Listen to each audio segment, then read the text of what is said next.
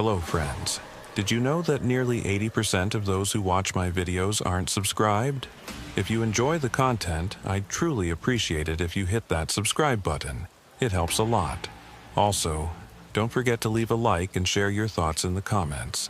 Your interaction not only supports the channel's growth, but also helps these stories reach more people. Thank you all for being here. By the way, where are you watching from? Let me know in the comments.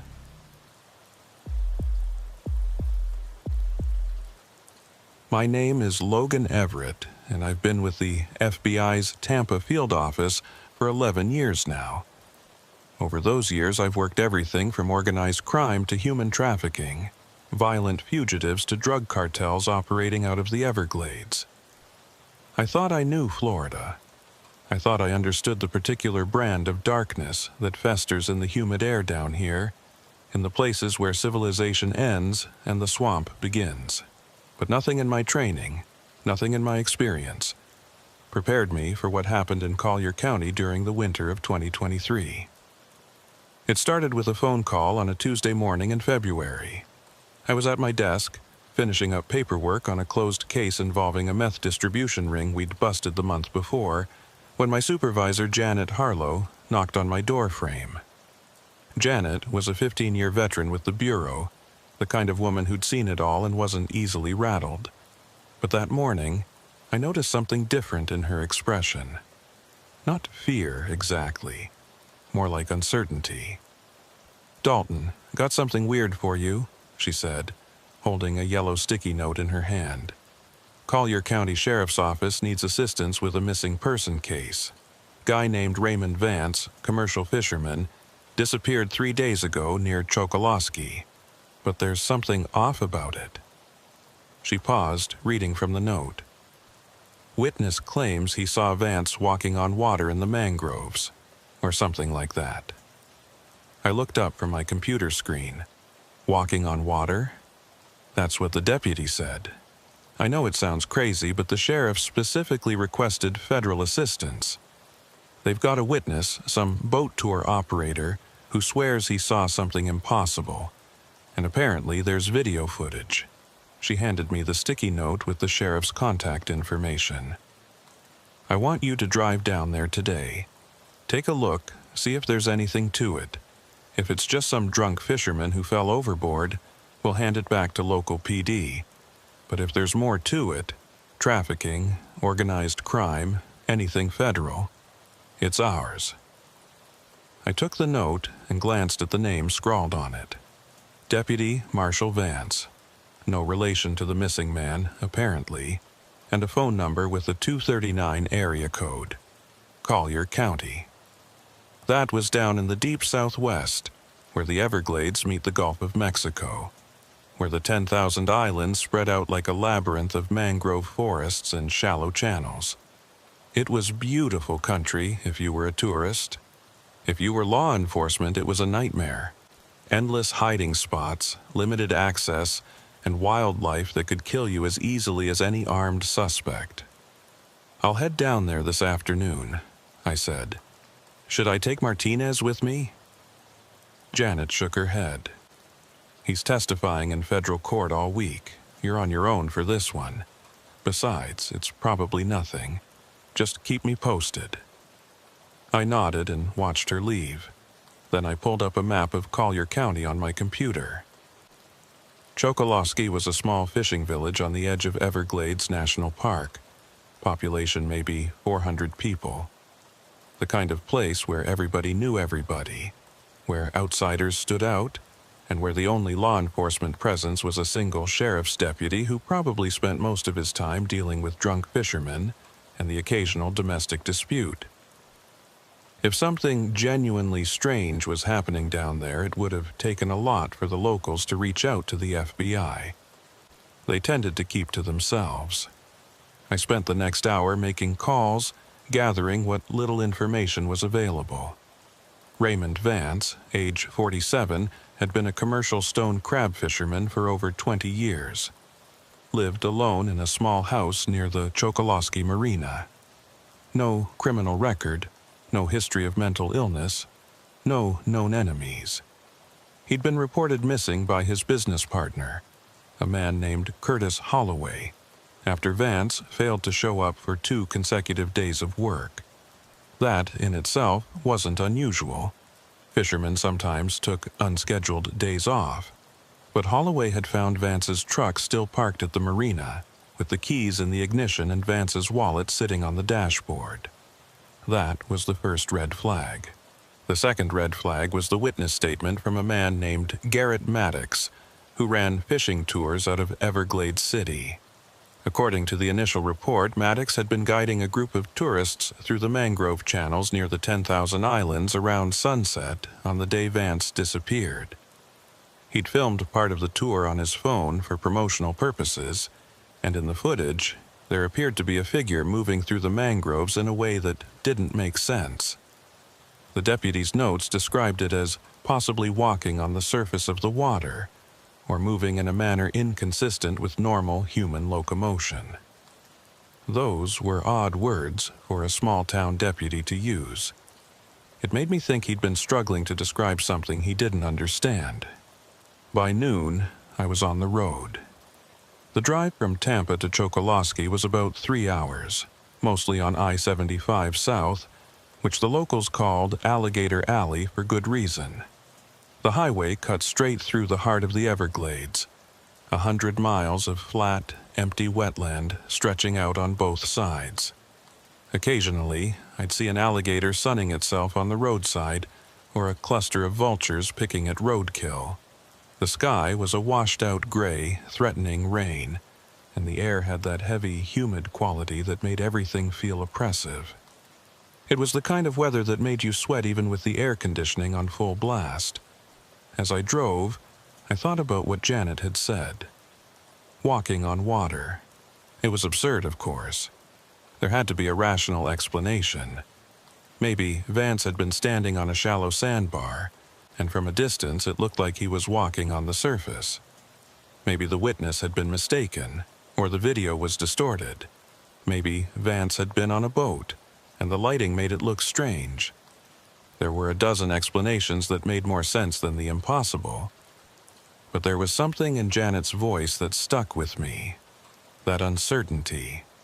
She'd been doing this job long enough to know when something didn't add up, and she'd sent me down here because she thought it was worth a closer look.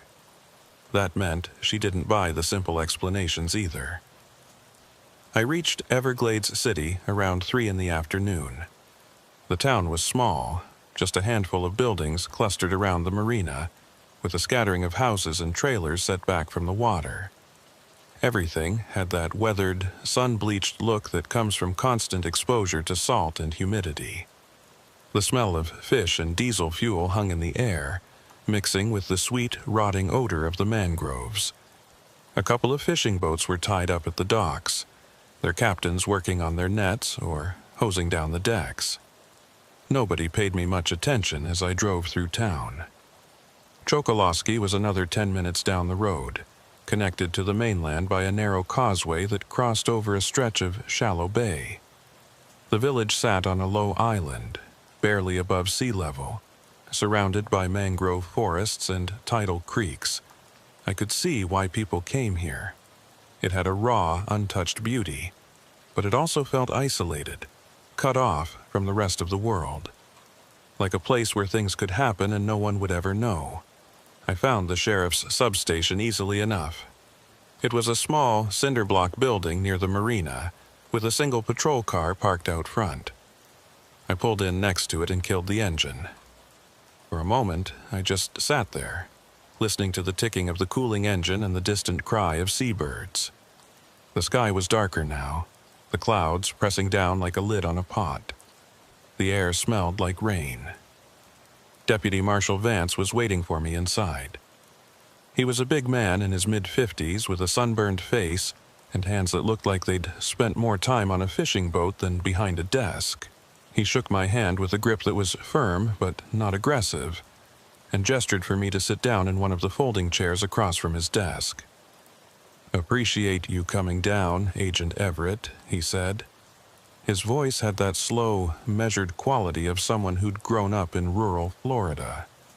I know this whole thing probably sounds crazy, but I wanted federal eyes on it before we went any further. Raymond Vance is a good man. Been part of this community for over 20 years. This ain't like him. I pulled out my notepad. Tell me what you've got so far. Start with the basics. When was he last seen? Vance leaned back in his chair. Last confirmed sighting was Saturday morning, around 6 a.m. Curtis Holloway saw him loading gear into his boat at the marina. They were supposed to head out together to check their crab traps, but Curtis said Raymond wanted to make a solo run first. Said he had a spot he wanted to check on his own. Curtis didn't think much of it. Raymond did that sometimes, but when Raymond didn't show up at their usual meeting spot by noon, Curtis tried calling him. Phone went straight to voicemail. When did Curtis report him missing? Sunday evening, after he'd been by Raymond's house and found nobody home. Raymond's truck was still at the marina, keys in the ignition, wallet on the dash. That's when Curtis knew something was wrong. Raymond wouldn't just walk away from his truck like that. And his boat was still at the dock, too, tied up exactly where Curtis had seen it Saturday morning. I frowned. Wait, his boat was still there? So he never actually went out on the water? Deputy Vance shook his head. That's what we thought at first. But when we checked the boat, the engine was still warm, and there was mud and seaweed on the deck, fresh stuff. Someone had taken that boat out recently. We're thinking Raymond went out Saturday morning like he planned, then came back to the dock and disappeared. Left everything behind. Didn't even lock up his boat. Any signs of a struggle? Blood? Anything that might indicate foul play? Nothing. Boat was clean. Truck was clean. We searched his house top to bottom. No forced entry, no evidence of violence. It's like he just walked away from his life. The deputy paused, rubbing his jaw. But then we talked to Garrett Maddox, the tour guide. Right. Garrett runs fishing and birding tours out of Everglades City. He was out with a group of tourists Saturday evening, around sunset, in the mangrove channels west of here. Said he was filming some of the scenery on his phone for his website when he saw something strange. Deputy Vance reached into a drawer and pulled out a phone in a plastic evidence bag. This is Garrett's phone. I've got the video queued up. Take a look. He slid the phone across the desk. I picked it up, pulled it out of the bag, and pressed play on the video. The footage was shaky, shot from a moving boat, but the quality was decent. I could see the narrow channel of dark water cutting through the dense mangrove forest, the twisted roots rising up out of the shallows like skeletal fingers. The light was golden and fading, that brief window just before sunset, when everything takes on an orange glow. Garrett's voice narrated in the background, pointing out a roseate spoonbill perched in the trees. Then, about 30 seconds in, the camera panned to the left, and I saw it. There was a figure moving through the mangroves, maybe 100 yards away. At first, it looked like someone in a small boat, threading through the narrow passages between the trees. But as I watched, I realized there was no boat. The figure was upright, human-shaped, moving with a steady, purposeful stride. And it appeared to be moving across the surface of the water. I paused the video and zoomed in. The image was grainy, pixelated from the digital zoom, but I could make out enough detail to see that the figure was wearing what looked like a dark jacket and pants. The face was obscured by shadow and distance, and beneath the figure, where feet should have been, there was just the flat black surface of the water. I let the video continue. Garrett's narration had stopped. I could hear him breathing hard, muttering something under his breath. The camera followed the figure for maybe 10 more seconds before it disappeared behind a cluster of mangrove trees. Then the video ended. I set the phone down. What did Garrett say when you questioned him? He swears it was a person. Said it looked exactly like someone walking, but on top of the water. Said it didn't make any sense, but that's what he saw. Deputy Vance leaned forward. Now, I've lived here my whole life, Agent Everett. I know these waters. I know how light plays tricks on you at sunset. How shadows and reflections can make you see things that aren't there. But I also know Garrett Maddox. He's not a bullshitter. He's not the kind of guy who makes things up for attention. And when I watched that video, I saw the same thing he did. I picked up the phone again and watched the video a second time, then a third. Each time, I tried to find the rational explanation. Maybe the figure was standing on a hidden sandbar or a submerged log. Maybe it was a trick of perspective, and the person was actually in a low-profile kayak that blended with the water. Maybe the video was doctored, though that seemed unlikely given the circumstances. But no matter how many times I watched it, I couldn't shake the feeling that something was genuinely wrong with what I was seeing. The movement was too smooth, too steady. The figure didn't bob or sway the way someone in a boat would. It just moved forward in a straight line, as if walking on solid ground. "Did you search the area where this was filmed?" I asked. "We did. Took an airboat out there Sunday morning and combed through those channels for hours. Didn't find anything. No boat, no tracks, no sign anyone had been there." "What about Raymond's boat? Did you find any connection between where he was working and where this figure was spotted?" Deputy Vance nodded slowly. "That's the thing. We pulled Raymond's GPS log from his boat's navigation system. Turns out he'd been working in that exact area Saturday morning. His traps are set in the channels west of Chokoloskee, same stretch of mangroves where Garrett saw the figure. Last recorded position was about 200 yards from where that video was filmed." I felt a cold trickle of unease run down my spine. So Raymond was in the area, and a few hours later, someone, or something, is spotted moving through the same mangroves in a way that doesn't make sense. "That's about the size of it," Deputy Vance said. "Could be coincidence. Could be Raymond saw something that spooked him, or got himself tangled up in something illegal. We've had problems with drug runners using these waters as a transit route. Or it could be something else entirely. That's why I called you folks." I stood up and walked to the window. Outside, the rain had started to fall, a steady drizzle that turned the world gray and blurred the line between sky and water. The marina was empty except for a few boats rocking gently in their slips. Beyond them, the mangrove forest stretched out like a dark wall, impenetrable and silent. "I want to talk to Garrett Maddox," I said, "and Curtis Holloway, and I want to see Raymond's boat and his house. If there's something here, I'll find it." "I'll make the calls," Deputy Vance said. "But Agent Everett, one more thing." He hesitated, as if weighing how much to say. "Raymond kept a log, not an official one, just a little notebook where he wrote down coordinates and notes about his traps. We found it in his boat. Most of it's pretty standard stuff, dates, locations, catch counts. But the last few entries..." He trailed off. "What about them?" "They're strange, rambling. Like he was trying to describe something but couldn't quite find the words." The deputy opened a file folder and pulled out a photocopy of a page covered in hurried handwriting. This was the last entry, dated Saturday morning. About 2 hours before the GPS says he headed back to the dock. I took the page and read. February 18th, 2023, 8:47 a.m. Channel 4, west of Rabbit Key. Something in the water. Not sure what.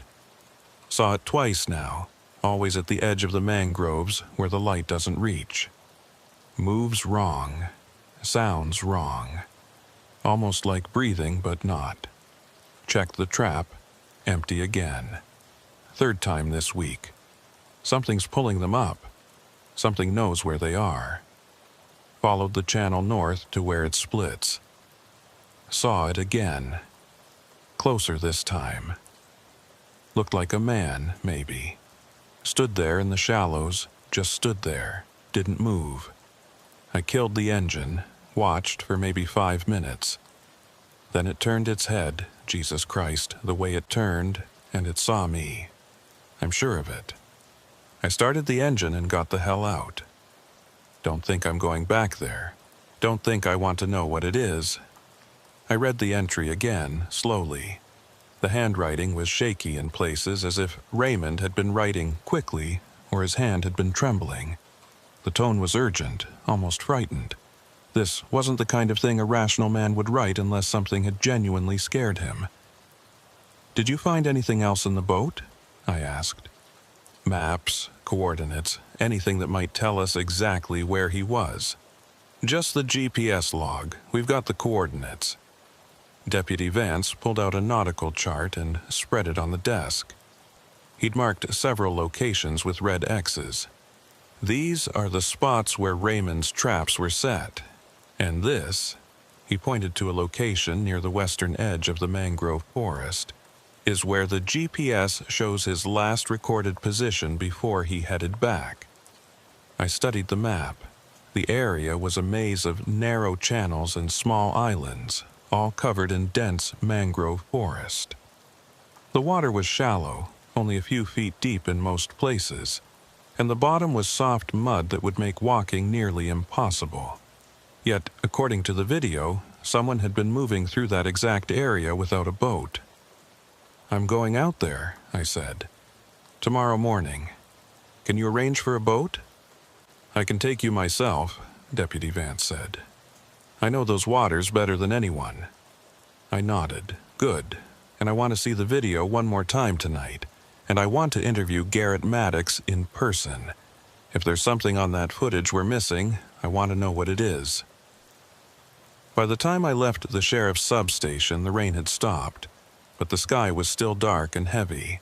I drove to the small motel on the edge of Chokoloskee, a rundown place called the Gulf Breeze Inn that looked like it hadn't been updated since the 1970s. The room was clean enough, but it smelled of mildew and old cigarette smoke, and the air conditioner rattled like it was on its last legs. I didn't care. I'd stayed in worse places. I spent the rest of the evening reviewing the case file and making notes. The more I read Raymond Vance's journal entry, the more unsettled I felt. There was a desperation in those words, a fear that felt genuine. And the detail about the figure turning its head, Jesus Christ the way it turned, stuck with me. What had Raymond seen that had frightened him so badly? Around 9 p.m., I called Janet to update her. She listened without interrupting as I laid out everything I'd learned so far. "So, what's your read on this?" she asked when I finished. "Is it drugs, human trafficking, or something else?" I hesitated. "I don't know yet. The video is strange, but videos can be misleading. Could be a dozen explanations. What bothers me more is the journal entry. Raymond Vance was scared of something, scared enough to write about it, scared enough to consider abandoning his traps. That's not the behavior of a man caught up in drug running or organized crime. That's someone who saw something they couldn't explain. You think he's dead? I think he's missing, and I think whatever scared him might have had something to do with it. Tomorrow, I'm going out to the site with the local deputy. We'll see what's there. Be careful," Janet said. "I don't like the feel of this one." "Neither do I admitted. "But I've dealt with weird cases before.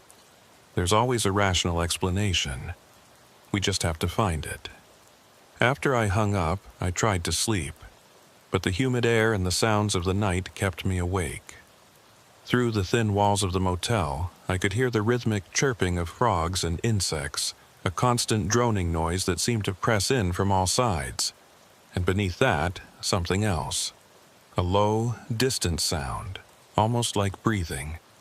I told myself it was just the wind moving through the mangroves, or the tide shifting in the channels. But it took a long time before I finally drifted off. I met Deputy Vance at the marina just after sunrise. The sky was overcast again, the clouds hanging low and gray, and the water had that flat, oily quality that comes before a storm. The deputy was already on his boat, a flat-bottomed aluminum skiff with an outboard motor, checking the fuel and gear. He nodded when he saw me approaching down the dock. "Morning, Agent Everett. You sleep okay?" "Well enough," I lied. The truth was, I'd barely slept at all. Every time I closed my eyes, I saw that figure from the video, moving across the water with that strange, impossible stride, and I kept hearing Raymond Vance's words in my head, the way it turned. "Brought some extra supplies," Deputy Vance said, gesturing to a cooler and a couple of emergency kits stowed in the boat. "Weather's supposed to turn later today. If we get caught in a squall out there, it can get nasty fast. Also, brought my sidearm, just in case. You carrying?" I patted the holster on my hip. Always. We loaded into the boat and cast off. The engine coughed to life with a plume of blue smoke, and then we were moving, threading our way through the marina and out into the open water. The air was cooler on the water, but the humidity was still oppressive, clinging to my skin like a second layer. Within minutes, my shirt was damp with sweat. As we left the village behind, the landscape transformed. The orderly world of docks and houses gave way to the wild, primal beauty of the mangroves. The trees rose up on either side of the channel, their roots arching out of the water like the legs of enormous spiders. The water itself was dark and murky, stained brown by tannins from the decaying vegetation. Every now and then, I'd catch a glimpse of movement, a heron taking flight, or the ripple of something just beneath the surface. "This is Vance's territory," the deputy shouted over the engine noise, pointing to the maze of channels ahead of us. "He's been working these waters his whole life. Knows every inlet, every sandbar, every drop-off. If anyone could navigate this place blindfolded, it's him." "Makes it all the stranger that he disappeared," I said. "Exactly." We traveled west for maybe 20 minutes, following a narrow channel that twisted and turned through the mangrove forest. The further we went, the more isolated I felt. The trees closed in around us, blocking out most of the sky, and the sounds of civilization faded until all I could hear was the drone of the engine and the occasional cry of a bird. It was easy to see how someone could disappear out here. The Everglades were vast, endless. You could search for weeks and never find a trace of a missing person. Finally, Deputy Vance cut the engine and let the boat drift. We were in a slightly wider section of the channel, where the water opened up into a small basin surrounded by mangroves on all sides. He consulted his GPS unit, then pointed to the trees on our left. "This is it." According to Raymond's GPS log, his last recorded position was right about here. "And if you look over there," he pointed to a gap in the mangroves about 50 yards away, "that's the channel where Garrett Maddox filmed that video." Figure was moving somewhere in that direction. I stood up carefully, trying not to rock the boat, and scanned the area. From here, it looked like any other stretch of the Everglades. Dark water, twisted trees, nothing but empty wilderness in every direction. But something about it felt wrong. The air was too still, too quiet. Even the insects seemed muted, as if they were holding their breath. "Let's check the mangroves," I said. "Look for any signs someone's been through here recently. Tracks, broken branches, anything." We pulled the boat closer to the shore, using a long push pole to navigate the shallow water near the tree line. The bottom was soft mud, and with each push, the pole sank down several inches before finding purchase. It was slow, difficult work, and I could feel the sweat dripping down my back despite the overcast sky. As we neared the mangroves, I noticed something strange. The trees here were different from the ones we'd passed earlier. Many of the branches were bare, stripped of leaves, and the bark looked blackened and diseased. Some of the roots had a strange glossy sheen to them, as if they'd been coated with oil. And there was a smell, faint but unmistakable, like rotting fish mixed with something chemical. "What's wrong with these trees?" I asked. Deputy Vance frowned. "Not sure. Could be saltwater intrusion, storm damage, disease. Mangroves are tough, but they're not invincible. Sea levels have been rising, messing with the salinity balance. Could be killing off some of the vegetation. Or it could be pollution, chemical runoff from somewhere. Maybe, but I haven't heard of any industrial activity in this area. Everglades National Park is pretty strict about that stuff." I reached out and touched one of the roots.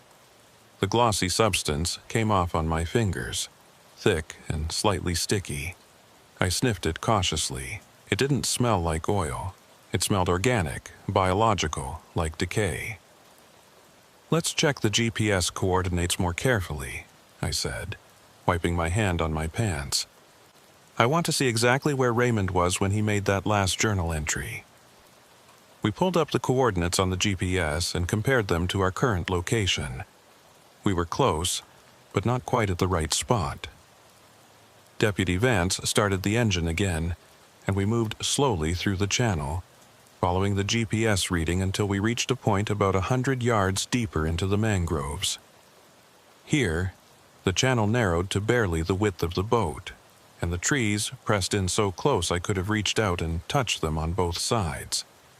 "This is it," the deputy said, checking the GPS again. "This is where Raymond was when he marked those coordinates." I looked around. We were in a section of the mangroves where the canopy overhead was so thick that almost no light penetrated. The water was nearly black, and the air felt heavy, suffocating. It was the kind of place that made your instincts scream at you to leave, to get back into open water where you could see danger coming. And then I saw the trap. It was floating just ahead of us, a wire cage about 3 feet square designed to catch stone crabs. But something was wrong with it. The door was open and the bait inside was gone, but the trap itself looked like it had been torn apart from the inside. The wire mesh was bent outward, as if something large and powerful had forced its way out. "Raymond's trap?" I asked. Deputy Vance nodded, his face pale. "Has to be. That's his marking on the buoy." He pointed to a faded red stripe on the float attached to the trap. "But I've never seen one damaged like that. Stone crabs can't do that kind of damage. Their claws are strong, but not that strong." I reached out and pulled the trap closer to the boat, examining the damage more carefully. The wire had been twisted with immense force, and some of the edges looked almost melted, as if they'd been exposed to extreme heat. More disturbing were the marks on the inside of the trap. Long, deep scratches that looked almost like claw marks, but far too large to have been made by any crab. "Something got in here," I said quietly. "Something strong enough to rip through steel wire." "Alligator?" Deputy Vance suggested, though his voice lacked conviction. "Maybe, but gators don't usually mess with crab traps. And these marks," I ran my finger along one of the scratches, "these don't look like reptile claws. They're too regular, too deliberate, almost like fingers." The moment I said it, I regretted it. It sounded absurd, paranoid, but I couldn't shake the image of those scratches, gouged deep into the wire mesh. They looked human, or at least they looked like something that had hands. We spent the next 2 hours searching the area, methodically working our way through the channels and checking each of Raymond's remaining traps. All of them showed similar damage. Doors torn open, bait gone, wire twisted and bent. Whatever was raiding these traps was systematic about it, hitting every one in the same section of the mangroves. As we worked, I kept expecting to find Raymond's body. A fishing accident, a heart attack, a slip and fall into the water followed by drowning. There were a dozen ways a man could die out here alone. But we found nothing, no body, no personal effects, no signs of struggle. It was as if Raymond Vance had simply evaporated into the humid air. A Around noon, we took a break and drifted in a wider section of the channel while we ate the sandwiches Deputy Vance had packed. The sky had darkened even more, and I could see flashes of lightning on the horizon. The storm was coming, just like the deputy had predicted. "What do you think is going on here?" Deputy Vance asked, breaking the silence. Honestly, I took a long drink from my water bottle, considering my answer. I think Raymond saw something that scared him. I think he came out here to check his traps and encountered something he didn't understand. Whether that something was dangerous or just strange, I don't know. But it was enough to make him write that journal entry, and it was enough to make him want to avoid this area. And the figure in the video? Could be related, could be coincidence. But if I had to guess, I'd say Raymond encountered someone or something out here that's connected to his disappearance. Someone, Deputy Vance repeated. You think this is a person, a human being? I think we have to consider all possibilities. There are people who use these mangroves as hiding places. Drug runners, fugitives, people who don't want to be found. Maybe Raymond stumbled onto something he shouldn't have seen. The deputy didn't look convinced, and honestly, I wasn't either. The explanation sounded reasonable on the surface, but it didn't account for the video, or the damaged traps, or the strange way Raymond had described the figure in his journal. The way it turned. Those words kept echoing in my head. We finished our lunch and were about to resume the search when I heard it. A sound from somewhere in the mangroves to our left. It was faint, barely audible over the background noise of the swamp, but distinct. A rhythmic splashing, like someone, or something, moving through shallow water. Deputy Vance heard it too. He tensed, reaching for the sidearm on his hip. "You hear that?" I nodded, already moving to the front of the boat. "Kill the engine." He shut down the motor, and suddenly the world went silent except for that sound. Splash, splash, splash. It was coming from deeper in the mangroves, maybe 50 yards away, moving parallel to our position. And it was getting closer. "Could be an alligator," the deputy whispered. "Could be," I agreed. But it didn't sound like an alligator. The rhythm was too regular, too purposeful. It sounded like footsteps. I pulled out my Glock and held it low, not quite pointing it at the sound, but ready. The splashing continued for maybe 30 more seconds, getting closer and closer, and then it stopped. Just like that. Complete silence. We waited, barely breathing. 1 minute passed, then 2. The air felt electric, charged, like the moment before lightning strikes. And then, through a narrow gap in the mangroves, I saw it. A shape, human-sized, standing maybe 40 yards away in the shallows. It was facing us. I was sure of it, though I couldn't make out any details. The light was too dim, and the trees obscured too much, but I could see the outline of a head, shoulders, torso, standing perfectly still in water that should have been waist-deep, possibly deeper. "Do you see that?" I whispered. "Jesus Christ," Deputy Vance breathed. Yeah, I see it." I raised my voice, projecting it across the water. "This is the FBI. Identify yourself." The figure didn't move, didn't respond, just stood there, utterly motionless. "I said, identify yourself," I repeated, louder this time. "Step into view, now." Nothing. The figure remained frozen in place, like a statue. And then, slowly, so slowly it was almost imperceptible, it began to turn its head. Not the body, just the head, rotating to face us directly. The movement was wrong somehow, too smooth, too fluid, like a camera on a tripod rather than a human being. Every instinct in my body screamed at me to start the engine and get the hell out of there. But I held my ground, keeping my weapon trained on the figure. "We're approaching," I called out. Do not move! Deputy Vance started the engine, and we began moving slowly toward the gap in the mangroves. But as we got closer, the figure seemed to sink. Not fall, not collapse, just sink, straight down, as if the water were swallowing it. Within seconds, it had disappeared completely beneath the surface. What the hell? Deputy Vance stopped the boat about 20 feet from where the figure had been standing. Where did it go? I scanned the water, looking for any sign of movement. Bubbles, ripples, anything. But the surface was completely still. It was as if the figure had never been there at all. Get us closer, I said. I want to check the depth here. We moved into the gap between the trees, and Deputy Vance used the push pole to measure the water depth. The pole went down 6 feet before hitting bottom, far too deep for anyone to stand in without submerging completely. And the bottom was soft mud, the kind that would make standing nearly impossible. This doesn't make any sense, the deputy said. It was standing right here. I saw it. So did I. I holstered my weapon and looked around the area, trying to find some explanation.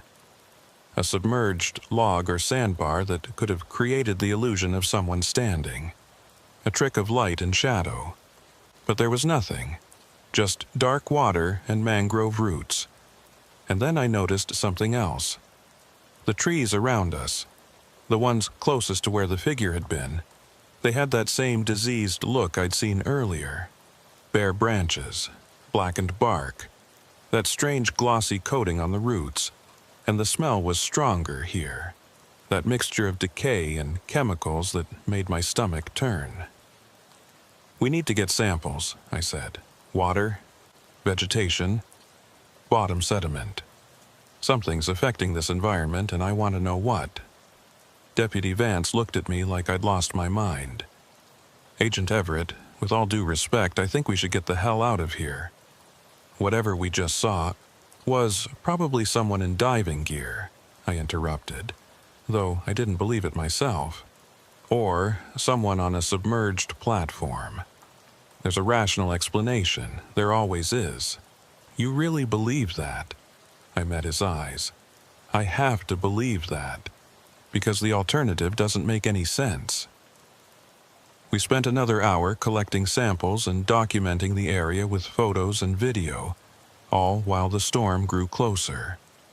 By the time we finally decided to head back, the sky was nearly black, and the wind had picked up, whipping through the mangroves with a low, moaning sound.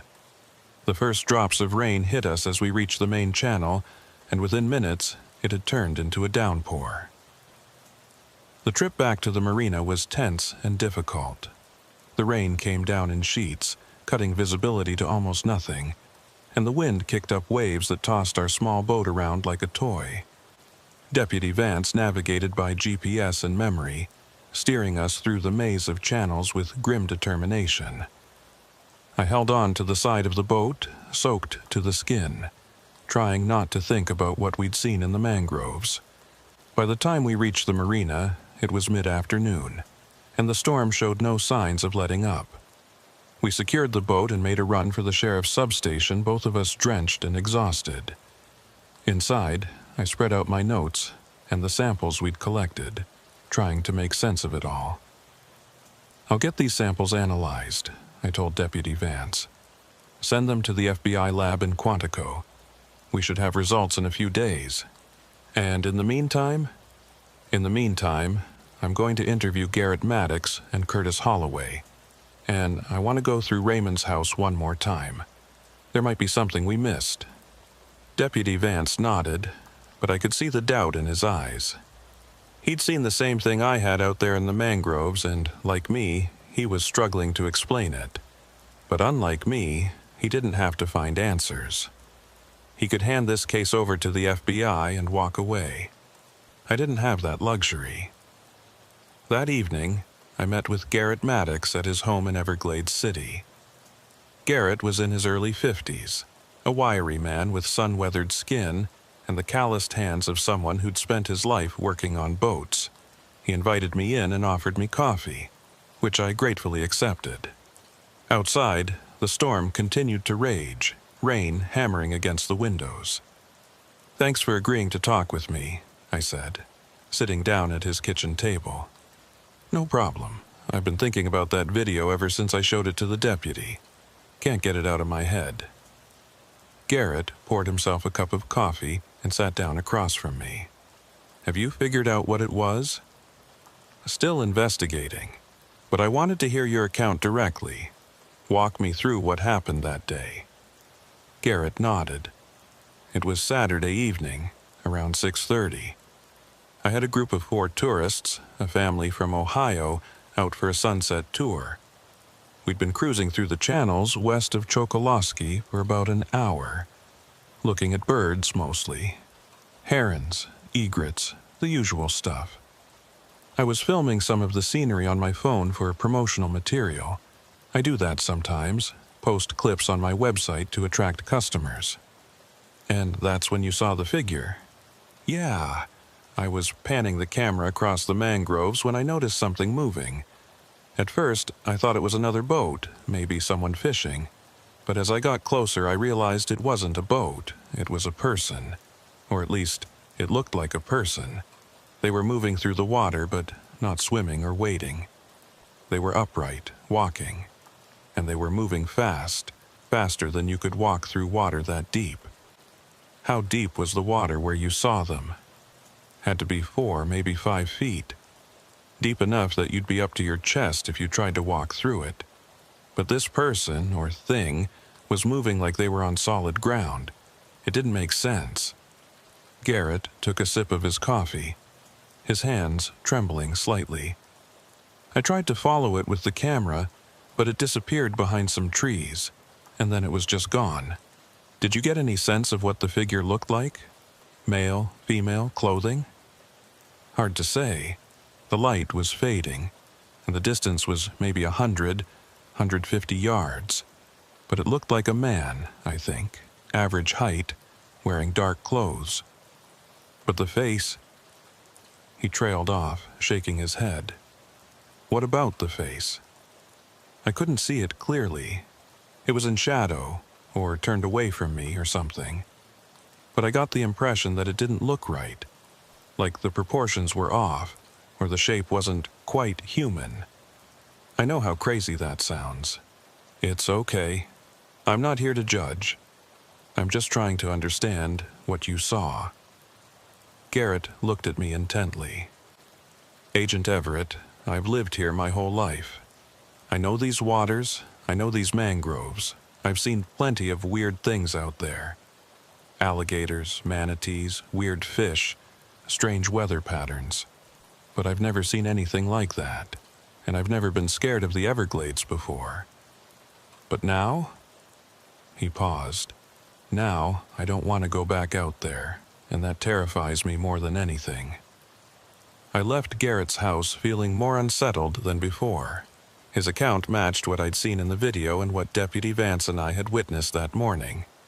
Whatever was out there in the mangroves, it had been seen by multiple people now, and each time it had behaved in ways that defied rational explanation.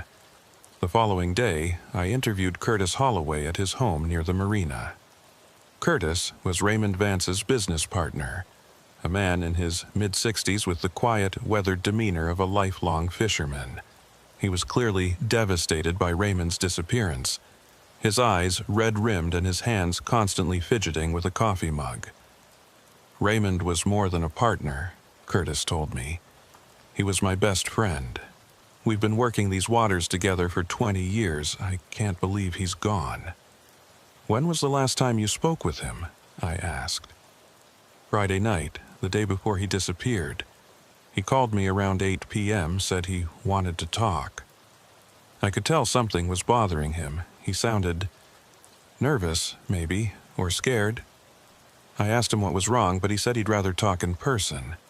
We agreed to meet Saturday morning at the marina." "But you didn't see him Saturday morning?" "No. When I got there, his truck was in the lot, but Raymond wasn't around. I figured he'd already gone out on the water, so I waited. When he didn't show up by noon, I started calling. His phone went straight to voicemail every time. Curtis set down his coffee mug and rubbed his eyes. I knew something was wrong. Raymond's not the kind of guy to just disappear. He's reliable, methodical. If he said he'd be somewhere, he'd be there. Did Raymond ever mention seeing anything unusual in the mangroves? Anything that might have made him uneasy? Curtis hesitated. Yeah, actually. About a week before he disappeared, he mentioned that some of his traps were being raided. At first, he thought it was just a big alligator or maybe another fisherman stealing his catch. But then he said something strange. He said he'd seen something in the water one morning. Something that didn't belong there. Did he describe it? Not really. He just said it looked like a person, but it was in a part of the mangroves where no one should have been. Said it gave him a bad feeling. I told him he was probably just seeing a poacher or a homeless person camping out in the park. But Raymond didn't think so. He said it moved wrong, whatever that means. I made notes as Curtis spoke, underlining the phrase, moved wrong. That was the second time I'd heard that description. First in Raymond's journal, and now from Curtis. Whatever Raymond had seen, it had struck him as fundamentally unnatural. Curtis, do you think Raymond might have gotten involved in something illegal? Drug smuggling, human trafficking, anything like that? Curtis shook his head emphatically. No way. Raymond was straight as an arrow. He paid his taxes, followed all the regulations, never cut corners. He wouldn't have anything to do with that kind of thing. After the interview, I drove to Raymond's house, a small one-story structure on a quiet street near the marina. Deputy Vance had given me the key, and the crime scene tape had already been removed. The place had an abandoned feel to it, as if Raymond had been gone for months rather than days. I went through the house methodically, looking for anything that might give me a clue about what had happened. Raymond's personal effects were sparse. Some clothes, a few books on commercial fishing and Everglades ecology, a collection of old maps and nautical charts. His bedroom was neat and orderly, the bed made, everything in its place. In the kitchen, I found Raymond's calendar hanging on the wall. Most of the dates were marked with simple notes about trap checks and weather forecasts. But on the Saturday he disappeared, there was a single word written in red ink. Confirm. Confirm what? I looked through the rest of the house, searching for context, but found nothing. The only other item of interest was on Raymond's desk, a printed email from the Florida Fish and Wildlife Conservation Commission, dated 2 days before his disappearance. The email was in response to a report Raymond had filed about unusual predation patterns affecting his crab traps in the 10,000 Islands area. The response was boilerplate, thanking him for his report and assuring him that an investigator would look into it. I photographed the email and the calendar entry, then locked up the house and headed back to the motel. It was nearly evening, and the storm had finally passed, leaving behind a sky streaked with orange and purple. The air smelled clean, washed by the rain, but I couldn't shake the feeling that I was missing something important. That night, I reviewed all my notes and recordings, trying to piece together a coherent narrative. Raymond Vance had been a commercial fisherman who'd noticed his traps being raided. He'd seen something in the mangroves, something that moved wrong, something that scared him.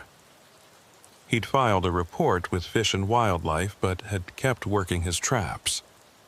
Then, on the day he disappeared, he'd written "confirm" on his calendar, gone out to check his traps one more time, and never came back. And now, multiple people, including me, had seen a figure in those same mangroves, a figure that appeared to walk on water, that moved in ways that shouldn't be possible, that disappeared without a trace. I wanted to believe there was a rational explanation. A person in diving gear, standing on a submerged platform, using the mangroves as cover for something illegal. But the more I learned, the less that explanation made sense. Why would a smuggler or poacher go to such elaborate lengths to create the illusion of walking on water? And what about the damaged traps, the diseased trees, the strange smell? Around midnight, my phone rang. It was Deputy Vance. "Agent Everett, sorry to call so late, but something just came in. Another sighting. Caller says they saw a figure matching the description from the video, walking on the water near Lopez River, about 5 miles north of where we were searching. Said it was just after dark, and they got close enough to see it clearly. They're pretty shaken up." I sat up, adrenaline surging through my system. "I'll be right there. Can you meet me at the location?" "Already on my way. I'll text you the coordinates." I grabbed my gear and headed out into the night. Whatever was happening in the Everglades, it wasn't over. And I had a feeling it was only just beginning. The coordinates led me to a remote boat launch on the Lopez River, about 20 minutes north of Chokoloskee. It was nearly 1 a.m. when I arrived, and the place was deserted except for a single pickup truck with a john boat still attached to the trailer. Deputy Vance was already there, talking to a man in his early 30s who looked pale and shaken. "Agent Everett, this is Travis Callahan," the deputy said as I approached. "Travis, this is FBI Special Agent Logan Everett." Travis shook my hand with a grip that was sweaty and trembling. "Thanks for coming out. I know how crazy this sounds, but I swear to God I saw what I saw." "Tell me what happened," I said, pulling out my notepad. Travis took a deep breath. "I was night fishing. I do it a lot. Catfish bite better after dark. I launched my boat around 9 p.m. and headed up the Lopez River into the backcountry. I've got a few spots I like to fish, shallow areas where the mangroves open up. Around 11, I was working one of those spots when I saw something moving on the far side of the channel.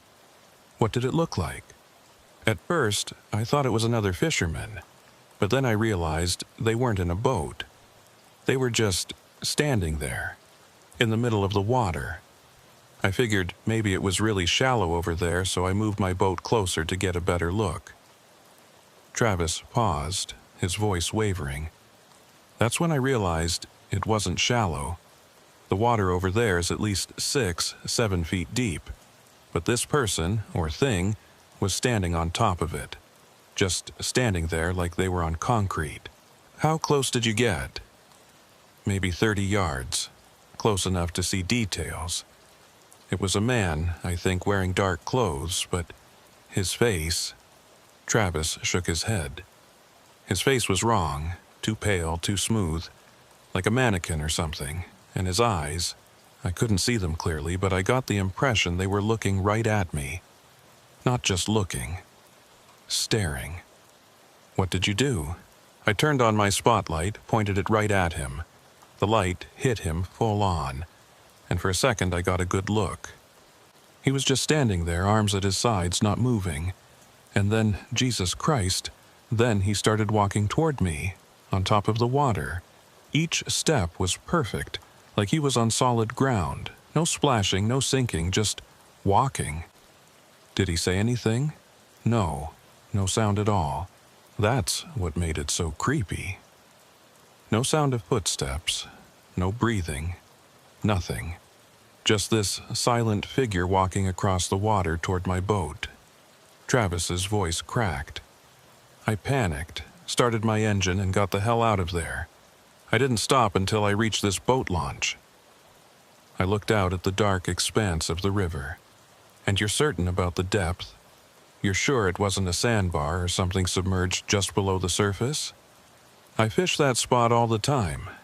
I know exactly how deep it is, and besides, even if there was something submerged, you'd still see ripples, disturbance in the water. This was different. It was like he was on an invisible floor."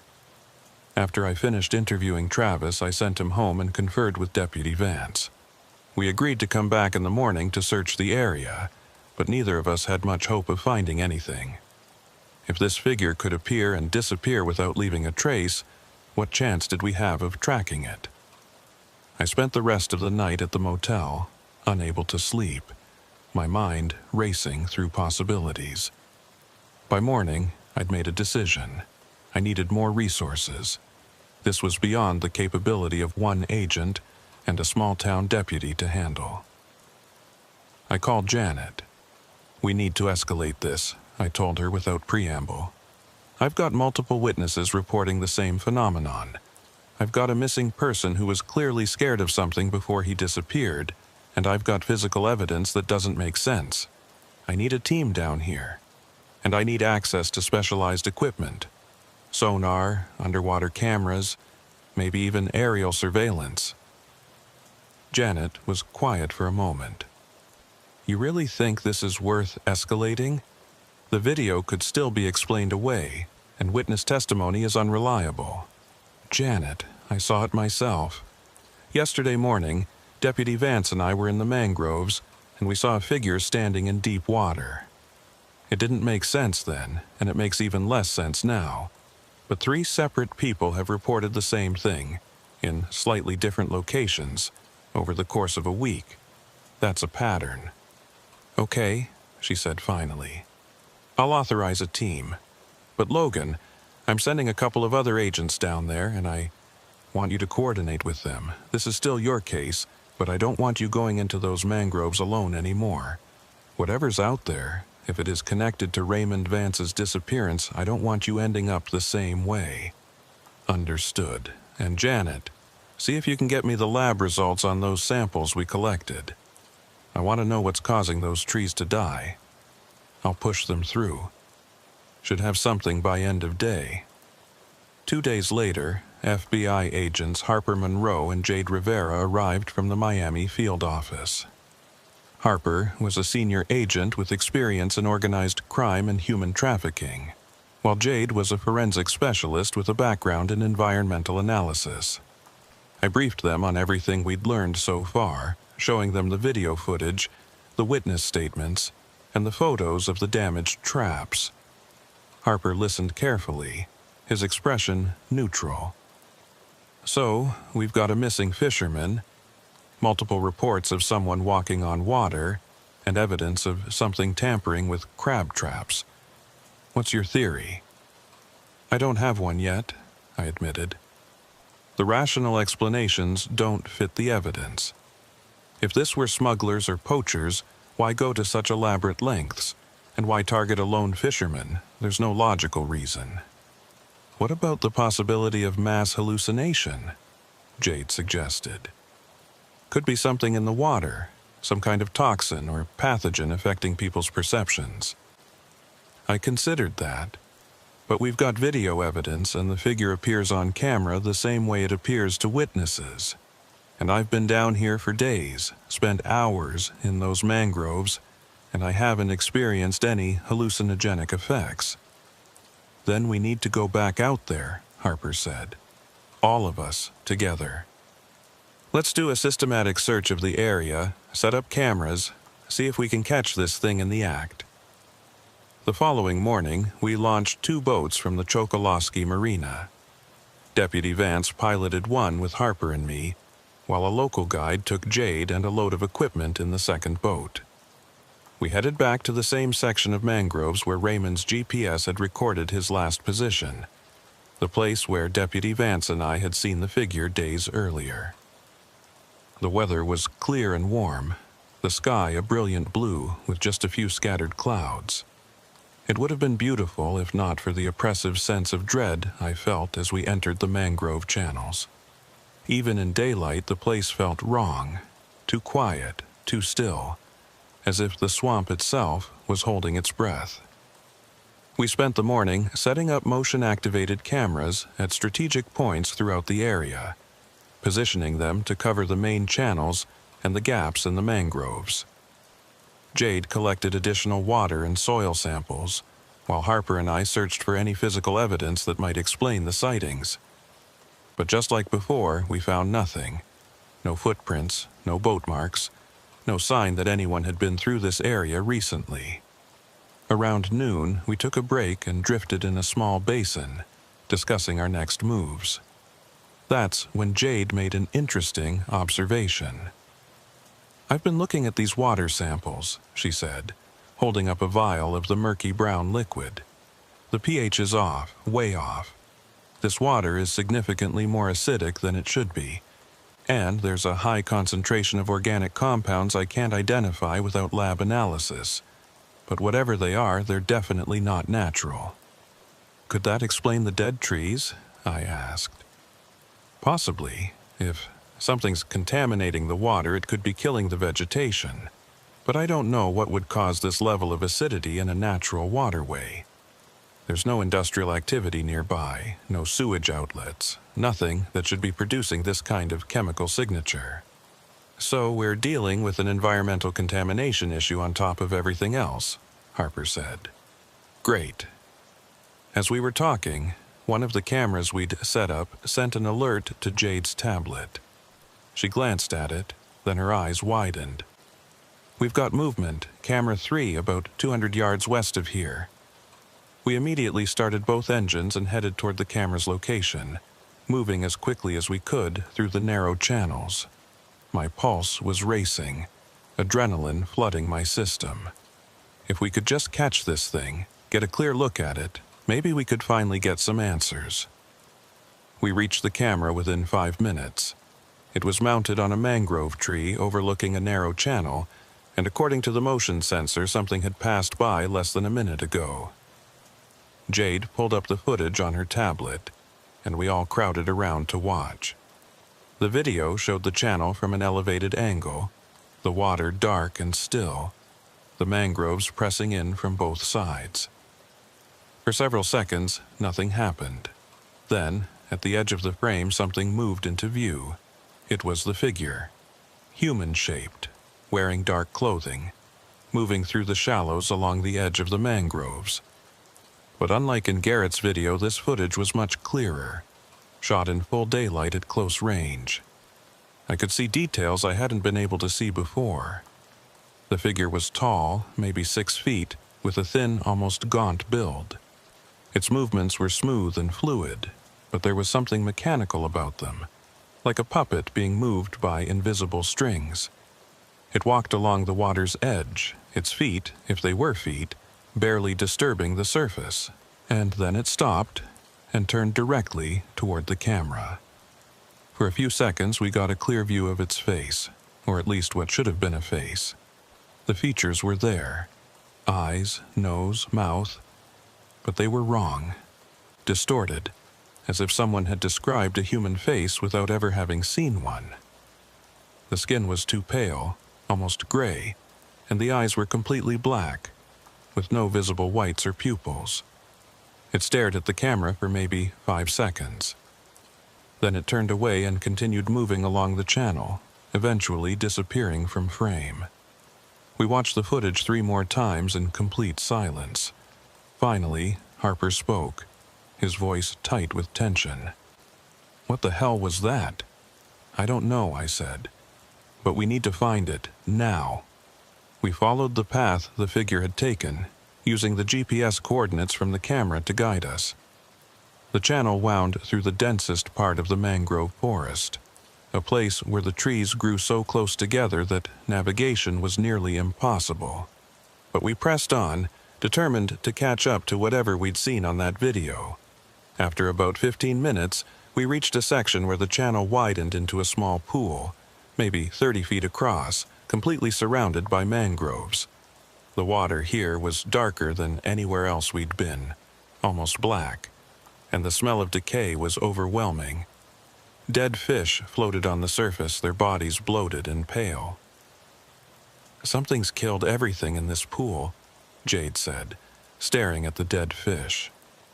"Look at the gills. They're burned. Chemical burn, maybe, or extreme acidification." Deputy Vance killed the engine, and we drifted into the center of the pool. The silence was absolute. No insects, no birds, no sound of water lapping against the boat. Just dead quiet. And then I saw it. On the far side of the pool, partially hidden behind a cluster of mangrove roots, was what looked like an opening. A gap in the trees, leading deeper into the forest. It was almost invisible, camouflaged by the dense vegetation, but from our angle, I could just make out the dark space beyond.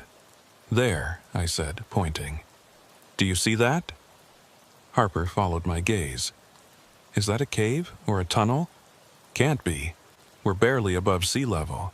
There shouldn't be any caves or tunnels in this area. Then what is it?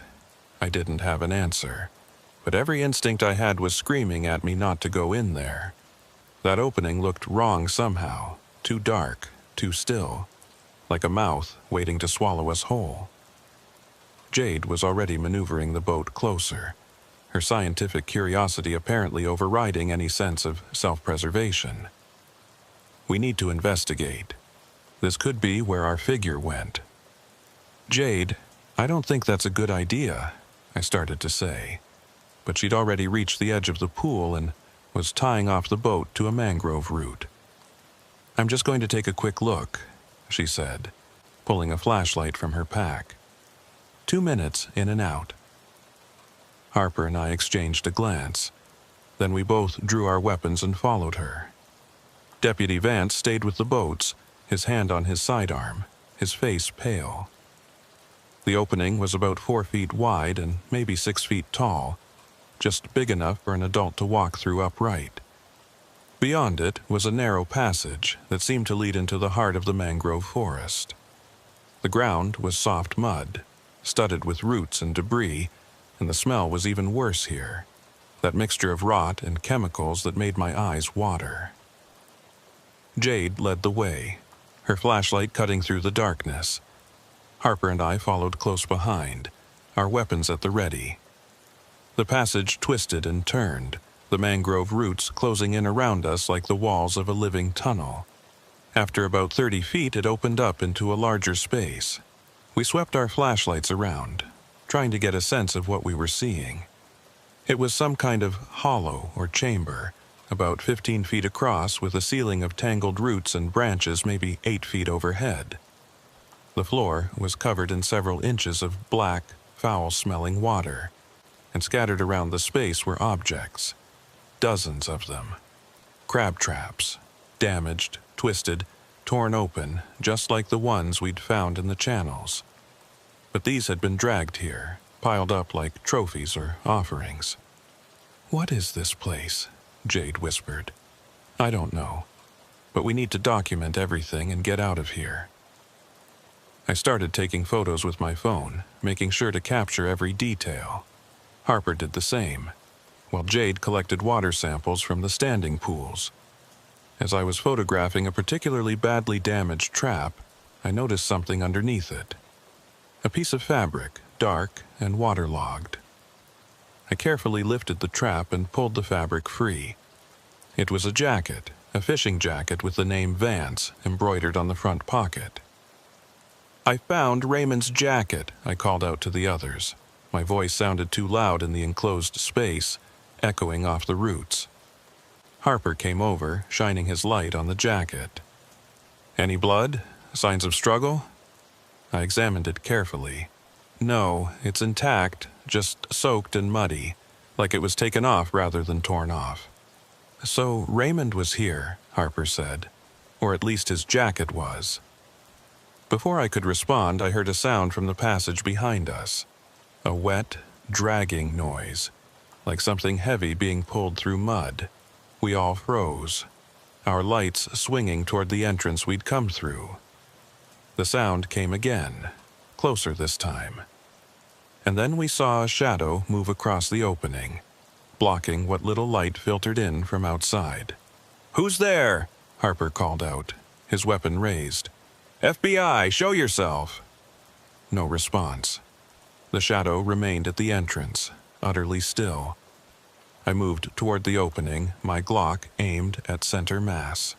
"This is your last warning. Identify yourself or we will—" The shadow moved. Fast. Faster than anything human should be able to move. It was there, and then it was gone, and in the split second I saw it, I got the same impression I'd had from the video. Wrong proportions, wrong movements. Something fundamentally not human. "Go!" Harper shouted. "Back to the boats, now!" We ran, or tried to. The mud sucked at our boots, the roots caught at our legs, and the passage seemed twice as long as it had on the way in. Behind us, I could hear that dragging sound again, following us, getting closer. We burst out of the opening and into the pool, gasping for air. Deputy Vance had already started the engines, and we scrambled into the boats without bothering to untie them properly. The ropes snapped as we accelerated away from the mangroves, leaving deep wake behind us. We didn't stop until we were back in open water, well clear of the mangrove channels. Only then did we kill the engines and catch our breath. "Did anyone see what that was?" Jade asked, her voice shaking. "I saw a shadow," Harper said. "That's all. Moving faster than any person should be able to move." "It was following us," I said. "I'm sure of it. Whatever's out there in those mangroves, it didn't want us in that hollow. That was its territory." We made it back to the marina by late afternoon, all of us shaken and exhausted. The lab results from Quantico were waiting for me when I checked my email. The water samples showed extreme levels of acidity and the presence of several unknown organic compounds. The swab from the tree roots showed trace amounts of what the lab tentatively identified as some kind of biological secretion, possibly from a marine organism, but the exact source couldn't be determined without further analysis. None of it made sense. Marine organism secretions in freshwater mangroves, unknown organic compounds with no identifiable source. And how did any of this connect to a figure that could walk on water and a missing fisherman whose jacket we'd found in a hidden hollow? That evening, we regrouped at the sheriff's substation to review everything we'd learned. Jade had downloaded all the footage from the cameras, and we spent an hour going through it frame by frame. Most of it showed nothing, just empty channels and still water. But camera 3, the one that had captured the clearest image of the figure, showed something else. In the hours after we'd left the area, the camera had continued recording. Around 4 p.m., it captured the figure again, walking along the same channel in the opposite direction. But this time, it wasn't alone.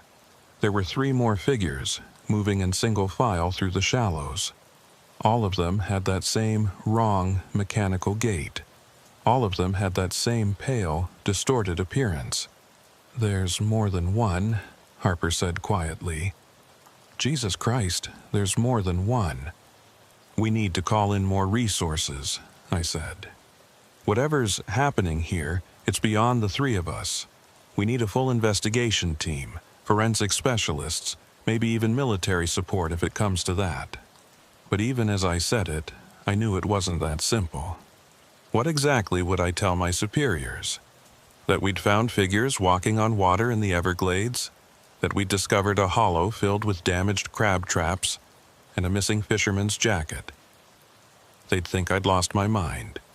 They'd pull me off the case and send someone else, someone who'd look for rational explanations and probably never find them. No, I had to see this through myself.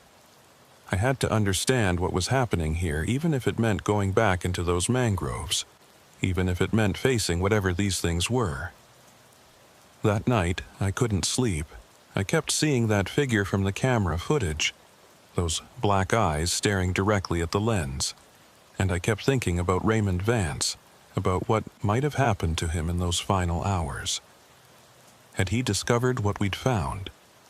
Had he gone into that hollow, seen those things up close, and if so, where was he now? Around midnight, my phone rang. It was Deputy Vance. "Agent Everett, I'm sorry to call so late, but I just got another report. A woman in Everglades City says she saw someone walking along the edge of the water behind her house. She called it in about an hour ago. Said the person was just standing there in the shallows, not moving, staring at her through her window. Did she get a description? Tall, thin, wearing dark clothes, pale face, and she said the eyes were wrong, all black like a shark's eyes." I closed my eyes. Where is she now? At her daughter's house in Naples. Wouldn't stay in her own home. She's pretty spooked. I'll interview her tomorrow. For now, tell her to stay with her daughter and lock all the doors and windows. And Deputy, I want you to increase patrols in the area. If anyone else reports seeing these figures, I want to know about it immediately." "Understood.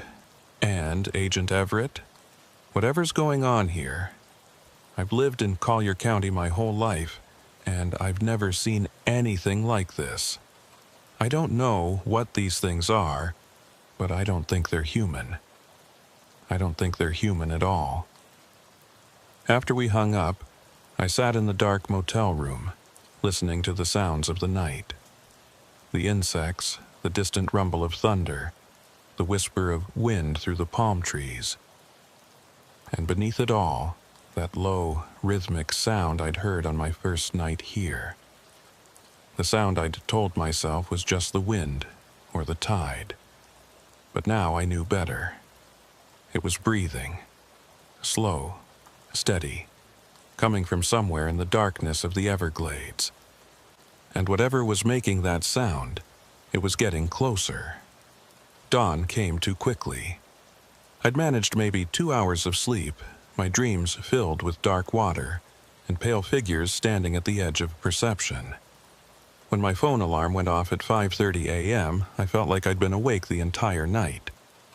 I met Harper, Jade, and Deputy Vance at a diner in Everglades City. None of us said much. We all knew what we had to do, even though none of us wanted to admit it. We had to go back into those mangroves. We had to find out what happened to Raymond Vance, and we had to understand what these figures were. It was our job, but more than that, it felt necessary. Like if we didn't see this through, whatever was happening would only get worse. Over weak coffee and eggs, we developed a plan. We'd go back to the hollow where we'd found Raymond's jacket. We'd set up a perimeter with cameras and motion sensors, and we'd wait. If the figures returned, we'd document everything. And if possible, we'd attempt contact. Not an arrest, we all knew that wouldn't work, but communication. Maybe these things, whatever they were, could be reasoned with.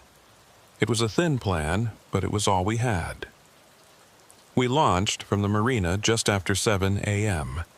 The weather was changing again, clouds building on the horizon, the air thick with humidity. We took both boats, fully loaded with equipment and enough supplies for a full day in the field. As we headed west into the mangrove channels, I couldn't shake the feeling that we were being watched. Every shadow in the trees, every ripple on the water, it all felt intentional, purposeful. It took us nearly an hour to reach the hollow. The passage looked even darker in daylight somehow, as if the mangroves themselves were actively blocking the sun. We tied off the boats and began setting up our equipment, working quickly and efficiently. Cameras at the entrance and inside the hollow. Motion sensors at regular intervals along the passage. Recording devices that would capture any sound. While Jade and Harper worked on the technical setup, I explored the hollow more carefully than I'd been able to the day before. The crab traps were still there, piled in that strange, deliberate way. I counted 23 in total, far more than Raymond could have lost. These had been collected over time, gathered from different locations throughout the 10,000 islands. But why? What purpose did it serve to drag these traps into a hidden hollow in the middle of the mangroves? I was examining one of the traps when I noticed something carved into the muddy floor near the back wall of the hollow. It looked like symbols or letters scratched into the packed earth with something sharp. I called Jade over. "Can you photograph these? I want to make sure we have a clear record." She knelt down and started taking detailed photos. "What do you think they mean?" I studied the markings more closely. They weren't letters exactly, not any alphabet I recognized, but there was a pattern to them, a deliberate structure. I think someone was trying to communicate. Maybe Raymond left these before. I didn't finish the sentence. Before what? Before he disappeared? Before something took him? Jade looked up at me, and I could see the fear in her eyes. She was a scientist, trained to look for rational explanations, But even she was starting to accept that this situation defied conventional logic. "I don't know," I admitted. "But I think he was trying to tell us something." We spent the next hour documenting everything in the hollow. When we were finished, we moved back to the boats and waited. The plan was to observe from a safe distance, monitor the cameras remotely, and see if anything returned to the hollow. If the figures showed up, we'd have video evidence from multiple angles, and if they entered the hollow, we'd know what they were doing there. The wait was excruciating. We sat in the boats, drifting just outside the pool, listening to the sounds of the swamp. The sun climbed higher, turning the air into a sauna. Insects swarmed around us, attracted by our sweat. My throat was dry, my clothes soaked through, but I barely noticed. All my attention was focused on the tablet in Jade's hands, showing feeds from all 6 cameras. Around noon, camera 2 registered movement. "We've got something," Jade said quietly. "North approach, about 50 yards out." We watched the feed. A figure was moving through the mangroves, using that same strange gliding gait we'd seen before. It was heading directly toward the hollow. "Get ready," Harper said, his hand on his sidearm. "If this goes bad, we're leaving. No heroes." The figure reached the pool and stopped at the edge, just outside the entrance to the hollow. For a long moment it stood completely still, as if sensing our presence. Then it turned its head, that same wrong, mechanical movement, and looked directly at camera 2. We were at least 100 yards away, completely out of sight, but I would swear it knew we were there. It knew we were watching. Then it did something I wasn't expecting. It raised one arm and made a gesture, a beckoning motion, inviting us, or maybe warning us. It was impossible to tell. "What's it doing?" Deputy Vance whispered. "I think it wants us to follow," I said. "Or it's showing us something." The figure lowered its arm and entered the hollow. We watched on the internal cameras as it moved through the passage and into the main chamber. Once there, it went to the pile of crab traps and began arranging them, moving them with those pale, elongated hands, repositioning them into a specific pattern. "What the hell is it doing?"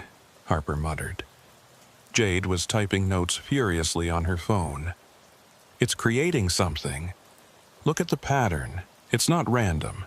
It's deliberate." We watched for another 5 minutes as the figure continued its work.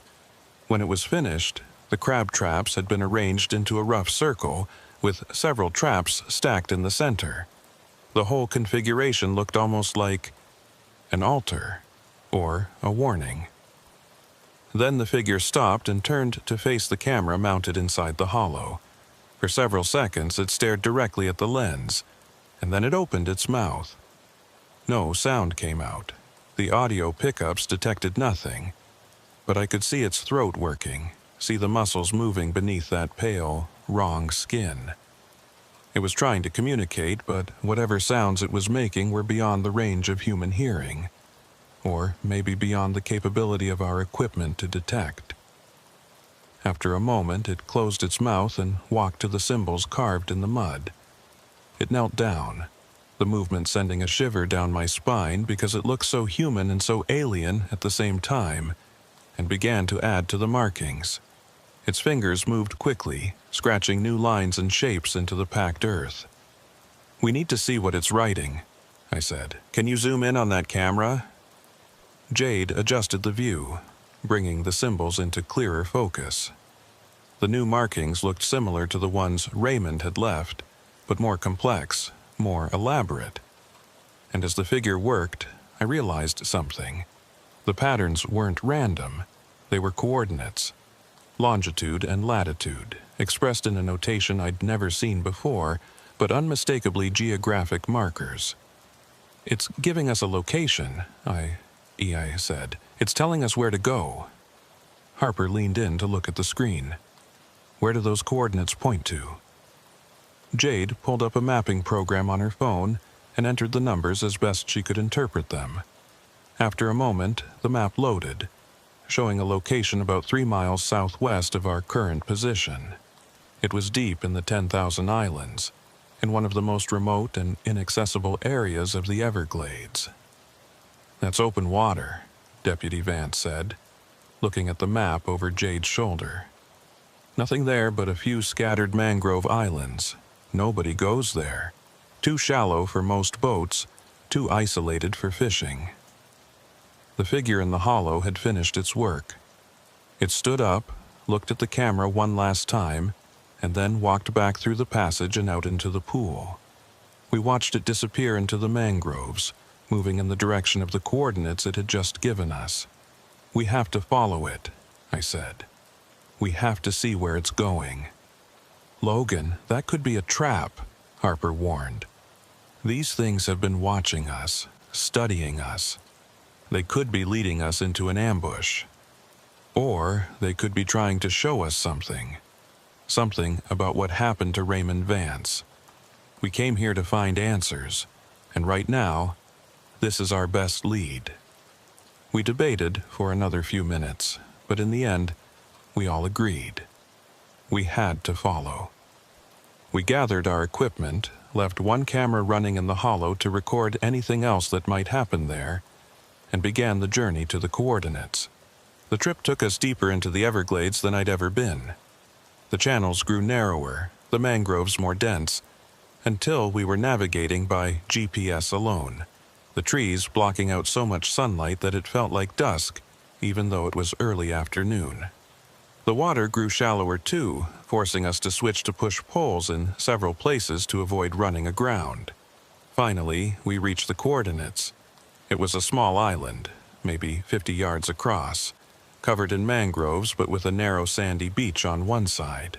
We approached cautiously, scanning for any signs of the figures or anything else out of place. "There," Jade said, pointing to the beach. "Do you see that?" Half buried in the sand was what looked like a boat, an old John boat, similar to the one Raymond Vance had used, overturned and partially covered by debris. We beached our boats and approached on foot, weapons drawn. The John boat had Raymond's registration number painted on the hull. This was his boat, the one that had supposedly been back at the dock in Chokolosky, the one with the warm engine and mud on the deck. But that was impossible. We'd seen that boat ourselves. Unless, "There's 2 boats," Harper said, reaching the same conclusion I had. He had 2 boats, or this is someone else's with the same registration. But I knew that wasn't right. I could feel it in my gut. This was Raymond's boat, but somehow, impossibly, it had been in 2 places at once. I looked around the small island, trying to understand. And that's when I saw the opening. Not a passage through the mangroves this time, but a hole in the ground. A sinkhole, maybe 6 feet across, descending straight down into darkness. The edges were damp, and there were marks in the sand leading to it. Drag marks, like something heavy had been pulled to the edge and dropped in. "There's a sinkhole here," I called to the others, "and it looks like something went into it recently." We approached the opening carefully. I shone my flashlight into the hole, but the beam only penetrated about 15 feet before the shaft turned and disappeared. The walls were wet, coated with that same glossy substance we'd seen on the mangrove roots, and from somewhere far below, I could hear water dripping, echoing up through the darkness. "This is a cave system," Jade said, kneeling at the edge and examining the rock. "Probably limestone, eroded over thousands of years. It must connect to an underground aquifer." "Can we get down there?" I asked. "Maybe. We'd need climbing gear, lights, probably some kind of breathing apparatus depending on how deep it goes. This isn't something we can do unprepared." But even as she said it, I knew we didn't have time for a proper cave expedition. We had hours of daylight left at most, and once the sun went down, navigating these channels would be nearly impossible. If we were going to find out what was down there, it had to be now. "I'm going down," I said. "Just far enough to see what's there. 5 minutes, then I'm coming back up." Harper started to protest, but I cut him off. "This is why we came here. Raymond Vance was trying to show us something, and these figures led us to this exact spot. Whatever answers we're looking for, they're down there." In the end, we rigged a rope using what climbing gear we had, and I lowered myself into the sinkhole. The descent was treacherous, the walls slick, and the handhold scarce. About 20 feet down, the shaft opened up into a larger cavity, and I found myself in an underground chamber about the size of a small room. My flashlight beam swept across the space, and what I saw made my blood run cold. The chamber was full of things. Personal effects scattered across the floor and piled in the corners. Wallets, keys, pieces of clothing, watches, jewelry. All of it waterlogged and covered in that glossy substance. And among the debris, I saw bones. Human bones, picked clean and arranged in small piles. Raymond Vance wasn't the first to disappear in these waters. He was just the latest. I was about to call up to the others when I heard something. A wet, breathing sound, coming from somewhere deeper in the cave system. The same sound I'd been hearing at night, but closer now. Much closer. I turned toward the sound, my flashlight beam shaking, and saw movement in a narrow passage leading out of the chamber. Multiple figures moving through the darkness with that same impossible grace. They were coming toward me, emerging from the depths. I didn't wait to see more. I grabbed the rope and shouted for Harper to pull me up. The ascent was frantic, my hands burning on the rope, my feet slipping on the wet stone. Below me, I could hear them moving, could feel the air change as they entered the chamber. I burst out of the sinkhole gasping, and Harper and Deputy Vance dragged me away from the edge. For a moment, we all just stood there, staring at the opening, waiting to see if anything would follow me up. But nothing did. The opening remained dark and still. Whatever those things were, they belonged to the underground. The surface was our territory, not theirs. "What did you see?" Jade asked. I told them. The chamber, the personal effects, the bones, the figures moving through the darkness. By the time I finished, my hands were shaking. "We need to seal that opening," Harper said. "Fill it in, collapse it, something. We can't leave it open." "No," I said. "We need to document it. We need to record what's down there, recover those remains, and figure out how many people have gone missing in these waters over the years. This is bigger than Raymond Vance. This is—" I stopped, because at that moment I understood. The figures weren't attacking us. They weren't threatening us. They were showing us. They'd led us to this place deliberately, had revealed their underground lair, had let us see the evidence of their existence. They wanted us to know. They wanted it documented. But why? The answer came to me as the sun began to set, casting long shadows across the small island. The figures weren't hiding from us. They were warning us. The damaged crab traps, the mysterious sightings, the disappearances. It was all a message. This is our territory. This is our domain. And if you come here, if you disturb us, you won't leave. Raymond Vance had discovered this truth. He'd found evidence of them, had gotten too close, and they'd taken him. Not out of malice, but as a consequence, like an animal defending its territory. We left the island as the last light faded from the sky, taking with us photographs and GPS coordinates and the terrible knowledge of what lay beneath. I knew we'd come back. We'd have to. There would be investigations, excavations, attempts to understand what these creatures were and how long they'd been living in the Everglades. But I also knew, with a certainty that went beyond logic, that we'd never truly understand them. They were something other, something that existed in the spaces between land and water, between the known world and the hidden depths. They walked on water not through magic, but through an understanding of their environment that we couldn't comprehend. They moved between realms, between the visible and the invisible, as easily as we moved between rooms. As we navigated back through the darkening channels, I thought about Raymond's final journal entry. Something knows where they are. He'd been right.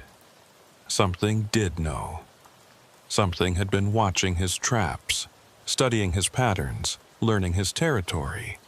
And when he'd gotten too close to their secrets, they'd taken him into the depths, down into the limestone caves where light never reached and human rules didn't apply. His body would never be found. I was certain of that. Whatever those creatures were, they didn't leave evidence behind. They'd survived in these waters for how long? Decades? Centuries? Longer? Without being discovered because they understood the first rule of survival. Stay hidden. Stay in the shadows. Be seen only when you want to be seen. By the time we reached the marina, it was fully dark. We tied off the boats in silence, each of us lost in our own thoughts. As I walked back to my truck, I could still hear that breathing sound carried on the night wind from somewhere in the darkness of the Everglades. I filed my report the next day. I documented everything we'd found, included all the video evidence, the photographs, the GPS coordinates. I recommended a full investigation by the FBI's specialized units, possibly even involvement from other agencies that dealt with unexplained phenomena. But I also knew, deep down, that no amount of investigation would give us real answers. Some mysteries aren't meant to be solved. Some things exist in the margins of our understanding, just beyond the reach of science and logic. Raymond Vance had learned that truth in his final hours, and now, so had I. I left Collier County 3 days later, driving north on I-75 through the vast emptiness of the Everglades. In my rearview mirror, I could see the storm clouds gathering over the 10,000 islands, dark and heavy with rain. And somewhere beneath those clouds, in the black water and twisted mangroves, the figures continued their silent vigil, walking on water that was never quite solid, moving through shadows that were never quite empty, breathing in rhythm with the tide and the wind and the slow, patient heartbeat of the swamp itself. I never found out what happened to Raymond Vance's body. The case was officially listed as missing person, presumed deceased. His boat, the one we found on the island, was recovered and returned to his estate. The sinkhole was mapped and photographed, but a planned excavation was postponed indefinitely due to safety concerns and budget limitations. The damaged crab traps were collected and stored in evidence. The video footage was analyzed by experts who could offer no explanation for what they showed. The case file grew thick with reports and theories and unanswered questions. But I know the truth. I saw it with my own eyes, felt it in my bones. The Everglades are deeper than any map can show. And in those depths, things live that we were never meant to find. Sometimes, late at night, I still hear that breathing sound. Even though I'm hundreds of miles away, even though I'm safe in my apartment in Tampa, I hear it. A low, rhythmic sound, like the tide coming in, like something vast and patient, waiting in the darkness. And I know, with absolute certainty, that they're still out there. Still walking on water, still watching from the shadows, still protecting their territory in the only way they know how. The case of Raymond Vance remains open, but some cases I've learned are meant to stay that way. Some doors, once opened, can never truly be closed, and some mysteries are better left in the dark water and the twisted roots where they belong, where they've always belonged.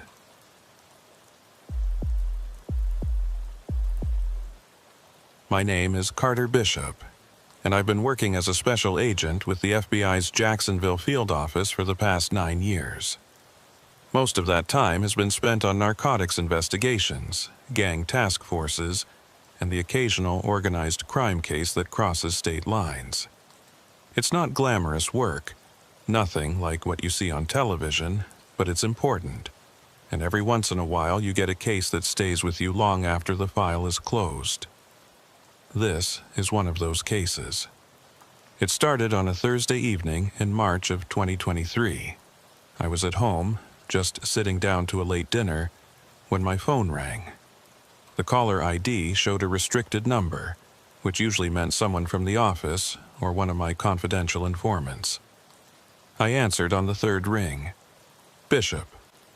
There was a pause, then a voice I recognized immediately. Agent Bishop, this is Miranda Vance from Tactical Operations. We've got a situation. One of your CIs has gone off the grid. I set down my fork. Miranda worked the night shift in our operations center, monitoring electronic surveillance and tracking field agents. If she was calling me directly, it meant something was seriously wrong. Which CI? Marcus Holloway. His phone signal dropped about 2 hours ago. Last known location on Highway 27 near Lake Wales. We've been trying to reach him ever since. No response to calls, texts, or emergency pings. My stomach tightened. Marcus Holloway had been one of my most reliable informants for the past 18 months. He was embedded in a mid-level drug trafficking organization operating between Central Florida and the Panhandle, feeding us intelligence that had led to 3 major arrests and the seizure of over $2 million in narcotics. He was also paranoid as hell, which had kept him alive this long. Marcus didn't just go dark without a reason. What was he doing on Highway 27? I asked. That's way outside his normal territory. We don't know. His last text to you was at 6:15 p.m. saying he had something urgent and needed to meet. Then nothing. His phone's GPS shows he was heading south on 27, then the signal just stopped. We've got the exact coordinates where it went dead. I was already moving, grabbing my keys and jacket. Send me the location. I'm heading out there now. Agent Bishop, should I notify your supervisor? Protocol says, I'll handle it. Just send me those coordinates. The drive from Jacksonville to Lake Wales normally takes about 3 hours, but I made it in 2.5, pushing my bureau-issued sedan well past the speed limit on I-10 and then down through the rural highways of Central Florida. As I drove, I tried calling Marcus a dozen times. Every call went straight to voicemail. I texted him, using the emergency code we'd established that would tell him to get to safety immediately. No response. The landscape changed as I drove south. The sprawling developments and commercial strips of Jacksonville gave way to smaller towns, then to long stretches of nothing but pine forests and cattle ranches. Highway 27 cut through the heart of rural Florida, a 2-lane road that locals called the Forgotten Highway because it seemed stuck in time, bypassed by the interstates and ignored by tourists. This was old Florida, run-down gas stations, roadside fruit stands, and motels that looked like they'd been abandoned since the 1970s. It was nearly midnight when I reached the coordinates Miranda had sent me. The location was about 5 miles south of Lake Wales, in a particularly desolate stretch of highway where the only lights came from my headlights and the occasional passing semi-truck. I pulled off onto the shoulder and killed the engine.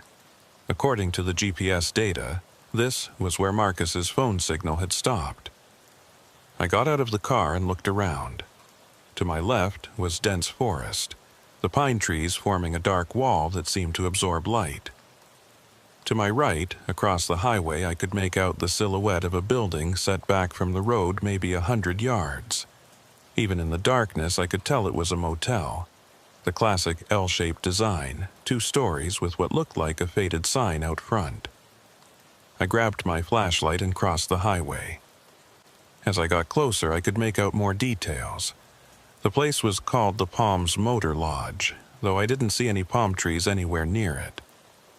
The sign out front was dark, the neon tubes either broken or deliberately turned off.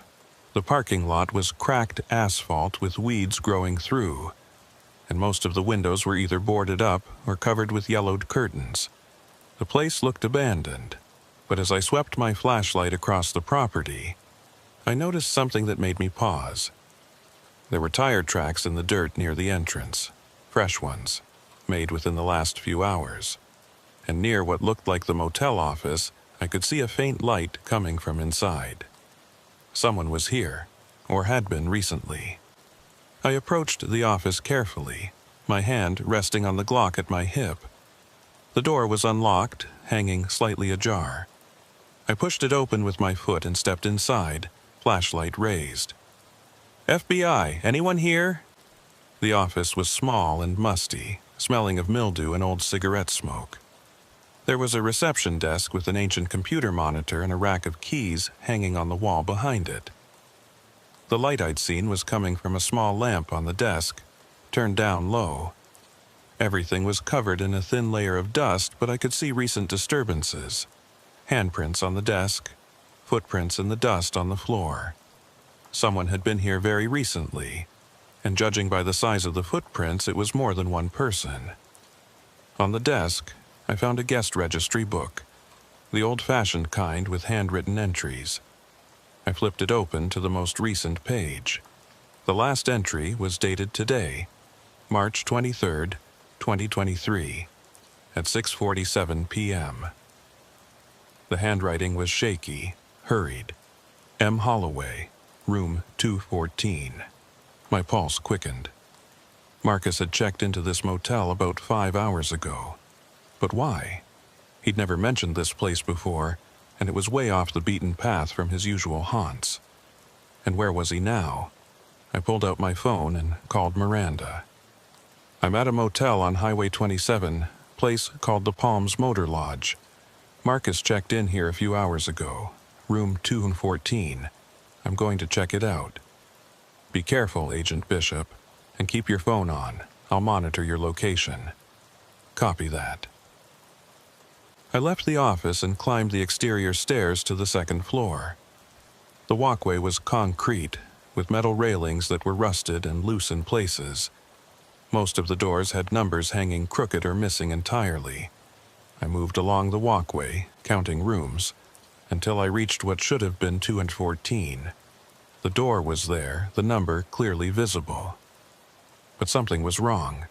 The door was slightly open, just like the office had been, and I could see scratch marks around the lock as if someone had forced their way in, or forced their way out.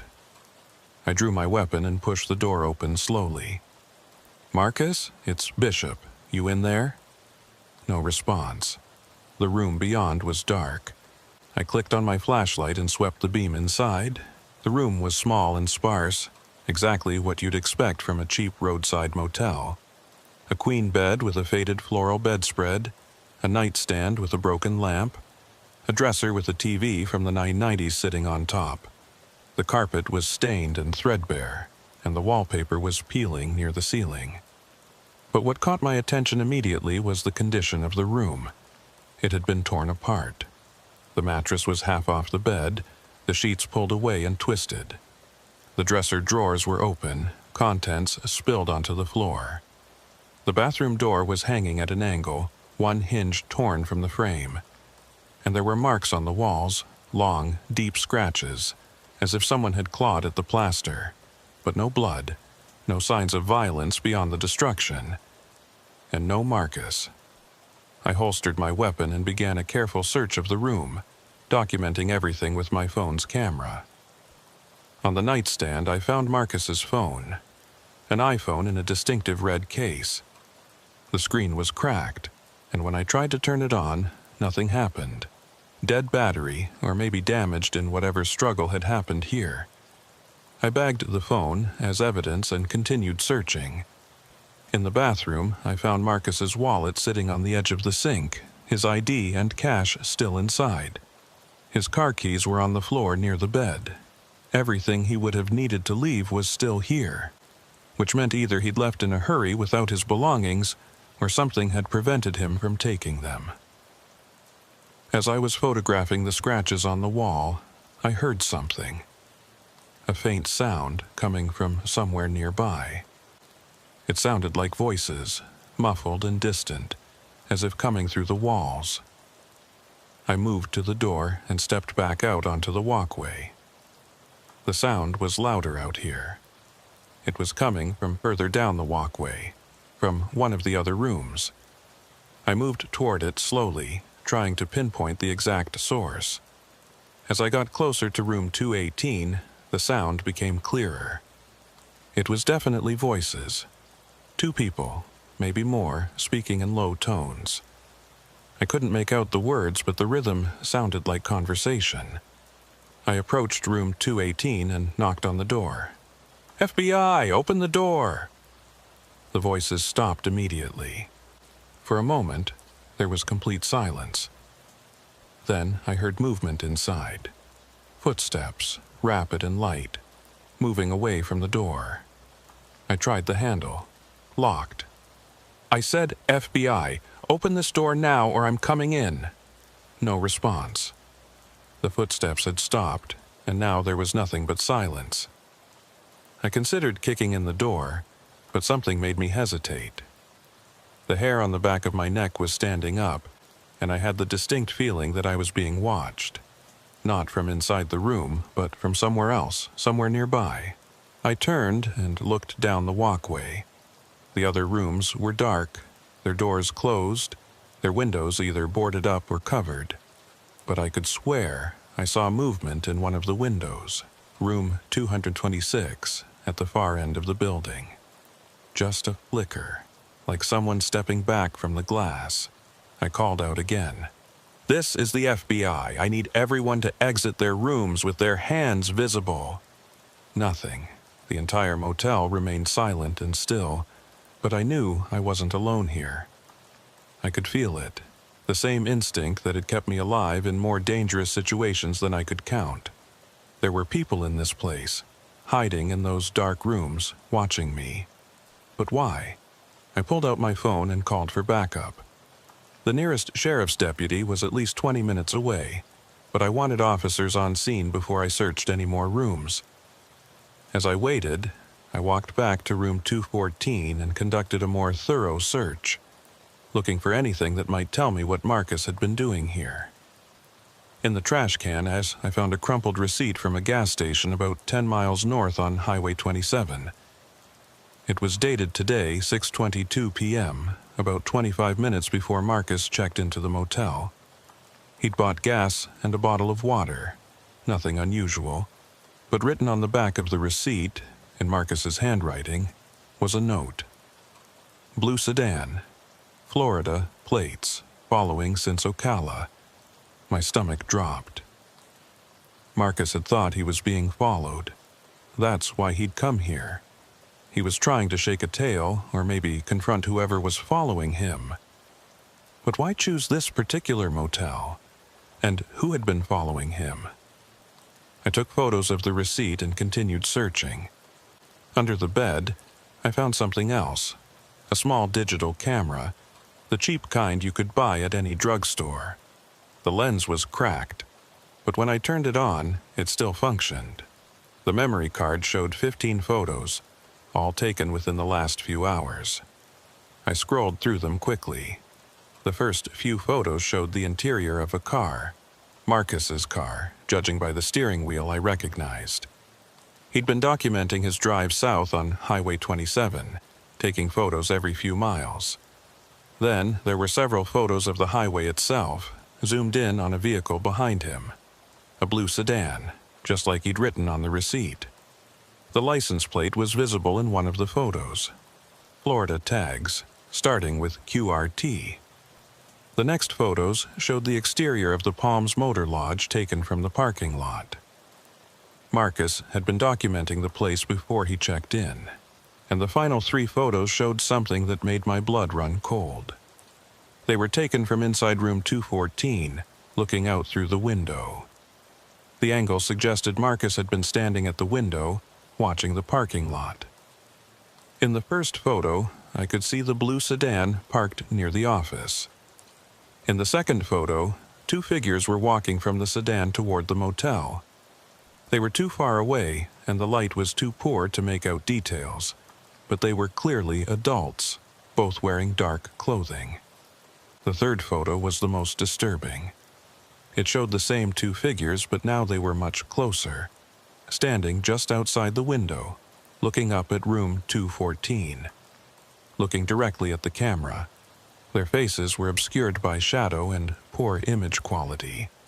But there was something wrong about their proportions. The heads seemed slightly too large, the bodies slightly too thin. It could have been a trick of the angle or the lighting, but it made me deeply uneasy.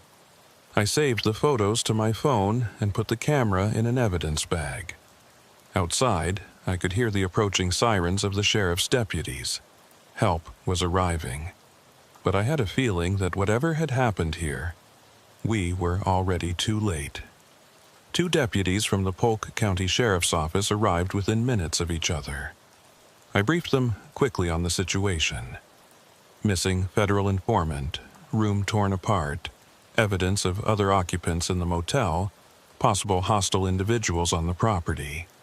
We agreed to conduct a systematic search of every room, starting with the ones that showed signs of recent activity. Room 218, where I'd heard the voices, was first.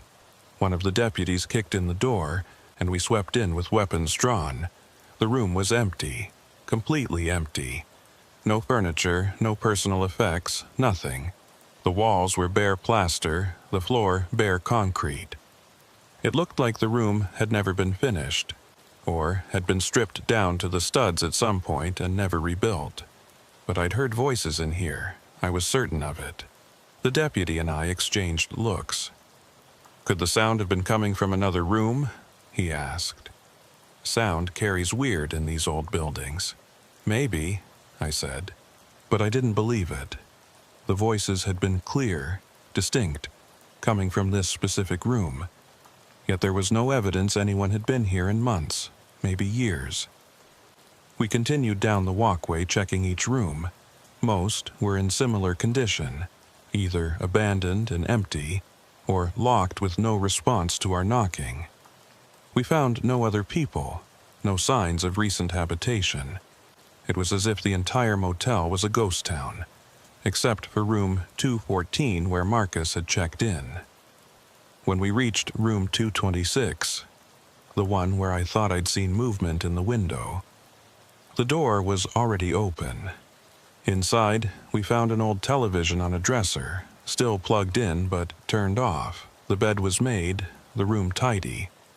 It looked like it was being maintained, as if waiting for a guest, but there was no one here, no luggage, no personal items, nothing.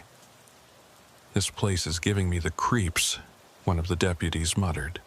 "Who the hell is running this motel?" That was a good question. We headed back downstairs to the office. The desk was still as I'd left it. The guest registry open to the page, showing Marcus's check-in.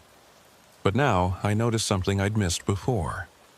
The handwriting for the entries above Marcus's, going back several months, was all the same. The same handwriting, the same pen, as if one person had written all of them. But the names and dates were different. Supposedly different guests checking in on different days. It didn't make sense. Unless someone was fabricating guest records. But why?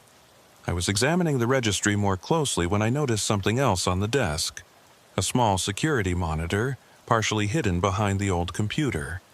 It was turned off, but when I pressed the power button, it flickered to life. The screen showed 4 camera feeds, cycling every few seconds.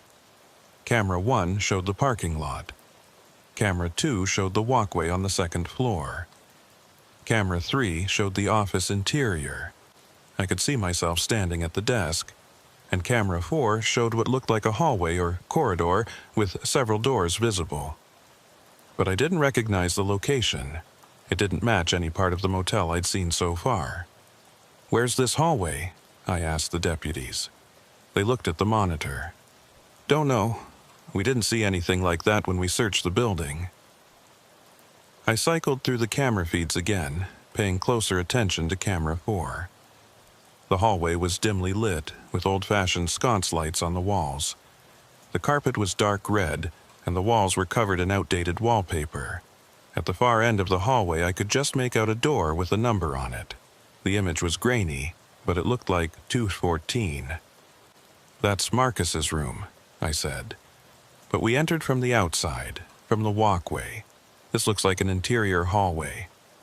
"Maybe there's a second entrance," one of the deputies suggested. "An interior stairway or something." We searched the office and found a door marked "Staff Only" behind the front desk.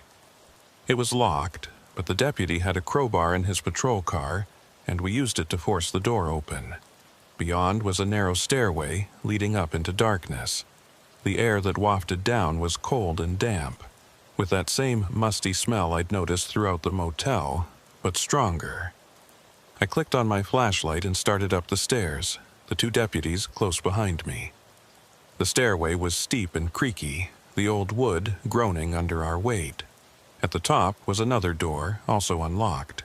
I pushed it open and found myself in a hallway that matched exactly what I'd seen on the security monitor. Dark red carpet, outdated wallpaper, dim sconce lights. And at the far end, I could see room 214. But this didn't make sense. We'd already been in room 214, entered from the exterior walkway. How could there be a second entrance, an interior hallway that we'd somehow missed? We walked down the hallway slowly, our flashlights sweeping left and right. There were other doors here, other room numbers. Room 212, 213, 214, 215. They were all along the same corridor, arranged in a straight line. But when we'd searched from the outside, the rooms had been arranged in an L shape along the walkway. I stopped at room 214 and tried the handle. Locked. I knocked. "Marcus? If you're in there, it's Bishop. Open up." No response. I looked at the deputies. "This door should open to the same room we searched earlier, but it's locked from this side." We forced the door open. The room beyond was dark. I swept my flashlight inside, expecting to see the same torn-apart room I'd documented earlier. The bed askew, the dresser ransacked, the bathroom door hanging loose. Instead, I saw something completely different. The room was pristine. The bed was made, the sheets crisp and white. The dresser was closed, nothing on top. The bathroom door was intact, hanging straight on its hinges, and sitting on the nightstand was a telephone, the old-fashioned kind with a rotary dial. "What the hell?" one of the deputies whispered. "This isn't the same room." But it had to be. The number on the door was 214, the same room Marcus had checked into, the same room I'd searched less than an hour ago. Yet it looked nothing like what I'd seen before. I stepped inside carefully, my weapon drawn. The room felt different too, colder, quieter, as if sounds were being absorbed by the walls. On the nightstand, next to the telephone, I found a piece of paper. A handwritten note, in Marcus's distinctive scrawl. "Bishop, if you're reading this, I'm sorry. I shouldn't have come here. They knew I was coming. They've been waiting. Room 217. Don't trust the doors." Yeah, I'm room 217. I looked at the deputies. "Let's move." We exited back into the hallway and moved to room 217, 3 doors down. This door was already open, hanging slightly ajar, just like all the others had been. Beyond was darkness, my flashlight beam barely penetrating the gloom. I entered first, sweeping the room with my light. It was another motel room, similar layout to 214, but in much worse condition. The wallpaper was peeling, the carpet was stained and moldy, and there was a smell of rot in the air. The bed was just a bare mattress, stained with what looked like water damage or worse.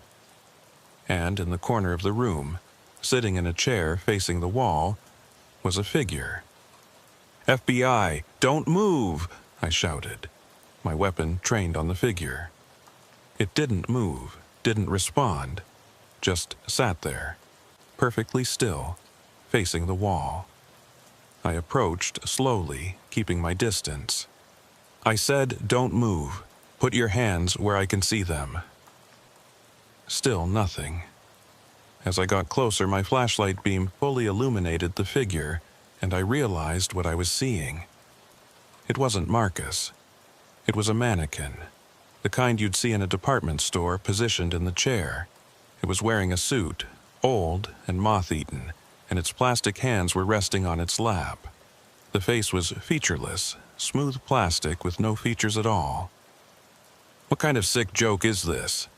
one of the deputies said behind me. I was about to respond when I noticed something else. The mannequin's hands weren't just resting on its lap.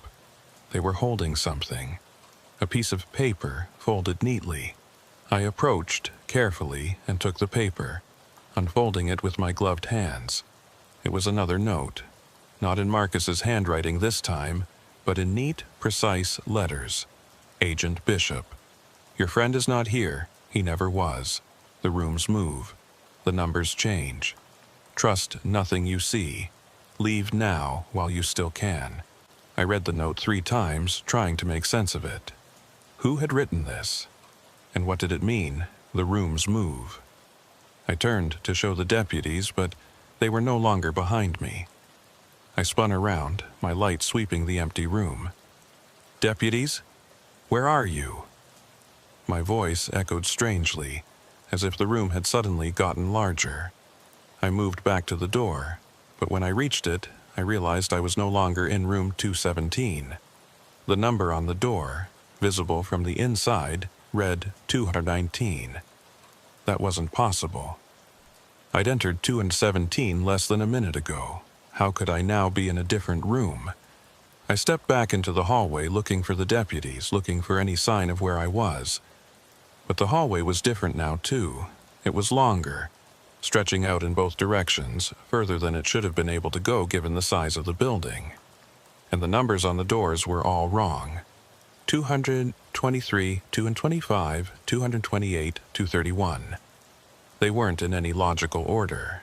I pulled out my phone to call for backup, but there was no signal. Not even one bar. The screen flickered, showing the time, 1:47 a.m., and then went dark. Dead, just like Marcus's phone. Okay, I said out loud, trying to keep calm. There's a rational explanation for this. Old building, weird layout, I got turned around. Just need to find the stairs and get back outside. But even as I said it, I knew something was fundamentally wrong with this place. The rooms were changing, shifting, rearranging themselves. Or maybe I was moving through them in a way that defied normal geometry. Either way, I needed to get out. Now. I started down the hallway, looking for the stairs I'd used to come up. But every door I passed was numbered in that same illogical sequence. And behind each door, I could hear sounds. Whispers, footsteps, the creak of bed springs, the hiss of old pipes. Signs of habitation, signs of life. But when I tried the handles, all the doors were locked. After what felt like hours but was probably only minutes, I finally found a stairway. I hurried down, taking the steps 2 at a time, desperate to reach ground level and get outside. When I burst through the door at the bottom, I found myself in the parking lot. The deputies were there, standing next to their patrol cars, looking confused. Agent Bishop, where the hell did you go? We lost you in that room, and when we went looking for you, the hallway was gone. What do you mean, gone?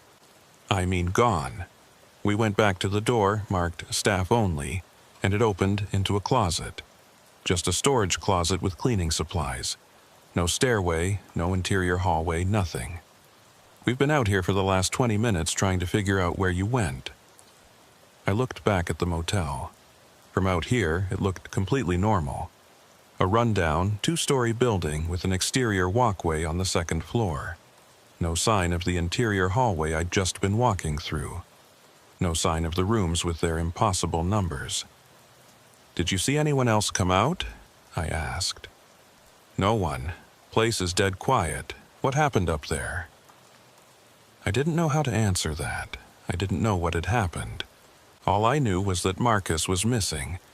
This motel was wrong in ways I couldn't explain, and I needed to figure out what the hell was going on before anyone else disappeared. "We're not done here," I said. "Not by a long shot." The rest of that night was a blur of activity. We sealed off the Palms Motor Lodge as a potential crime scene, called in additional units from the sheriff's office, and set up a command post in the parking lot. I spent hours on the phone with my superiors in Jacksonville, explaining what little I could about the situation.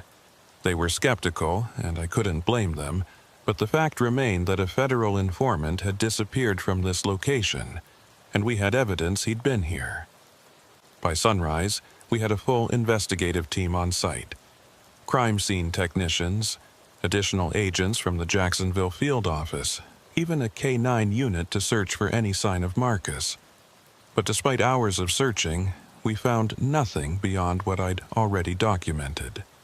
No additional evidence, no witnesses, no trace of where Marcus had gone. The architecture of the building became a central focus of the investigation. We brought in engineers and building inspectors to map out the motel's layout and identify any hidden spaces or passages. What they found was both mundane and deeply troubling. According to the original building plans filed with Polk County in 1968, the Palms Motor Lodge was a simple two-story structure with 20 rooms total, 10 on each floor, arranged in an L shape. There was no interior hallway mentioned in the plans. No staff stairway. The only access to the second floor was via exterior stairs at each end of the building. But when the engineers actually measured the building, they found discrepancies. The interior dimensions didn't match the exterior dimensions. There was space, several hundred square feet of it, that couldn't be accounted for. Space that should have been part of the rooms or hallways, but wasn't accessible from any obvious entrance. "It's like someone built a false wall," one of the engineers explained, showing me his measurements on a tablet. "See here? This is the exterior wall of room 214, and this is where our measurements say the interior wall should be. There's a gap of about 8 feet between them. That space has to be somewhere, but we can't find how to access it. Could it be crawl space? Utility access? Not likely. It's too big, and there's no documentation of it in the plans. Plus, when we used thermal imaging, we detected heat signatures in that space. Could be old pipes or electrical, but..." He paused, looking uncomfortable. "Or it could be something else." Something else became the focus of our investigation for the next several days. We obtained a warrant to conduct a more invasive search of the property, including permission to break through walls if necessary. What we found confirmed my worst suspicions about this place. Behind the wall of room 214, we discovered a narrow passage, barely 2 feet wide, running parallel to the exterior rooms. It was lined with cheap paneling and lit by a string of bare light bulbs that flickered erratically.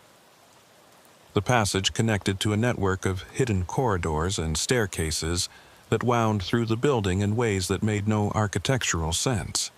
We followed these passages and found more rooms, dozens of them, hidden behind false walls and accessed through concealed doors.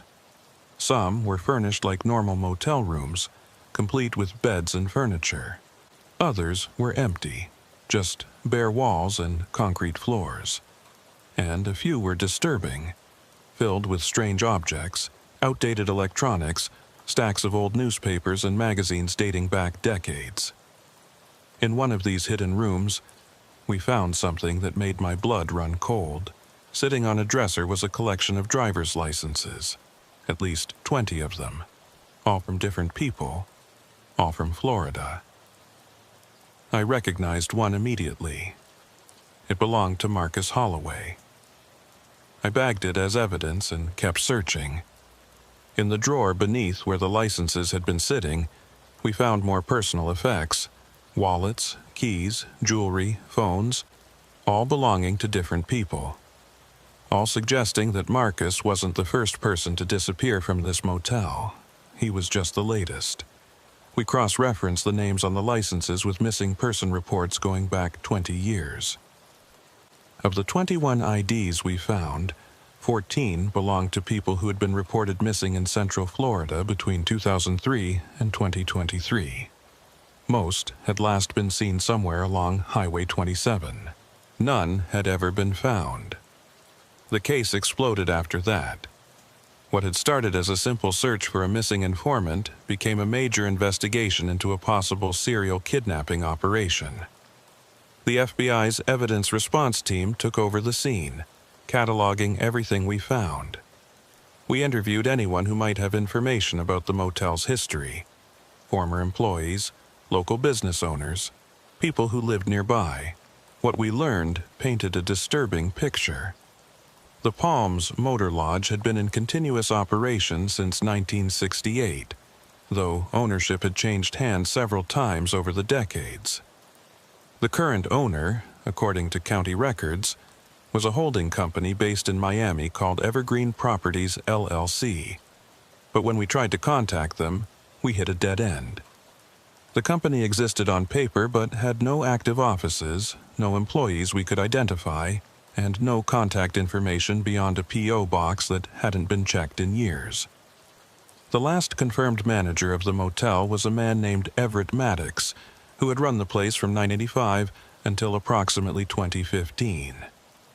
But when we tried to locate Maddox, we found he'd died in 2017 from natural causes. His death certificate listed his residence as the Palms Motor Lodge, room 108, one of the ground floor rooms. We searched that room and found it empty, just like most of the others. But we did find something interesting in the office. In a locked filing cabinet, we discovered guest registries going back to 1995, 28 years of handwritten records. And as I'd suspected that first night, all the entries were in the same handwriting. Hundreds of names, thousands of check-ins, all written by the same person. Presumably Everett Maddox, though we'd need a handwriting expert to confirm it. I spent an entire day going through those registries, cross-referencing names with missing person reports and trying to find patterns. What I found was chilling. Of the approximately 3,000 guests who had supposedly checked into the Palms Motor Lodge between 1995 and 2023, at least 47 matched the names and approximate dates of people who had been reported missing in Florida. 47 people. All vanished from this stretch of highway, all last seen near this motel. But here's what didn't make sense. If this was a serial kidnapping operation, where were the bodies? We'd searched every inch of the property, used ground-penetrating radar to scan for burial sites, brought in cadaver dogs to search the surrounding woods. Nothing. No graves, no remains. No forensic evidence of violence beyond the torn-up room 214 where Marcus had checked in. It was as if these people had simply ceased to exist the moment they entered the Palms Motor Lodge. On the fourth day of the investigation, I received a call from an analyst at FBI headquarters in Washington. She'd been reviewing the case file and had found something interesting in the architectural surveys. Agent Bishop, I've been looking at the thermal imaging and structural scans of the motel, and there's something off about the interior spaces. The dimensions keep changing. What do you mean, changing? I mean, the scans we took on day 1 don't match the scans from day 3. The hidden passages you found? They're in different locations now. Rooms that showed up as sealed on Monday are accessible on Wednesday, and some of the spaces that were accessible on Tuesday are now showing as solid walls. I thought about what I'd experienced that first night. The hallways that seemed to shift and change. The room numbers that didn't make sense. The way I'd entered 217 and somehow ended up in 219. You're saying the building is physically changing? I asked, though I could barely believe I was asking such a question. I'm saying the measurements are inconsistent, which either means our equipment is malfunctioning or... She paused. Or something very strange is happening with that building's interior structure. I think you need to bring in specialists, engineers who deal with unusual architectural phenomena, maybe even researchers who study anomalous spaces. After that call, I went back to the motel alone. It was late afternoon, the sun starting to dip toward the horizon, casting long shadows across the parking lot. Most of the investigation team had wrapped up for the day, leaving just a few technicians working in the office and a patrol car outside for security. I walked up to the second floor and stood on the walkway, looking at room 214. The door was open, sealed with crime scene tape, but otherwise unchanged. I ducked under the tape and stepped inside. The room looked exactly as it had that first night. Mattress askew, dresser ransacked, bathroom door hanging loose. We'd documented and photographed everything, collected what little evidence there was. But standing here now, in the fading light, I noticed something we'd missed. On the wall opposite the bed, near the ceiling, there was writing. Faint, scratched into the plaster with something sharp. It was hard to see unless the light hit it at just the right angle, which explained why we'd missed it during the initial search. I pulled out my flashlight and shone it directly at the wall. The writing was a list of numbers. Room numbers, I realized.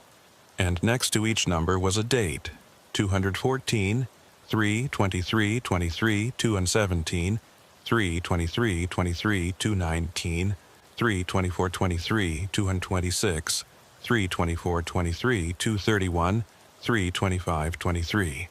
Today's date was March 27th. The last entry was dated 2 days ago. These weren't old markings, they were fresh.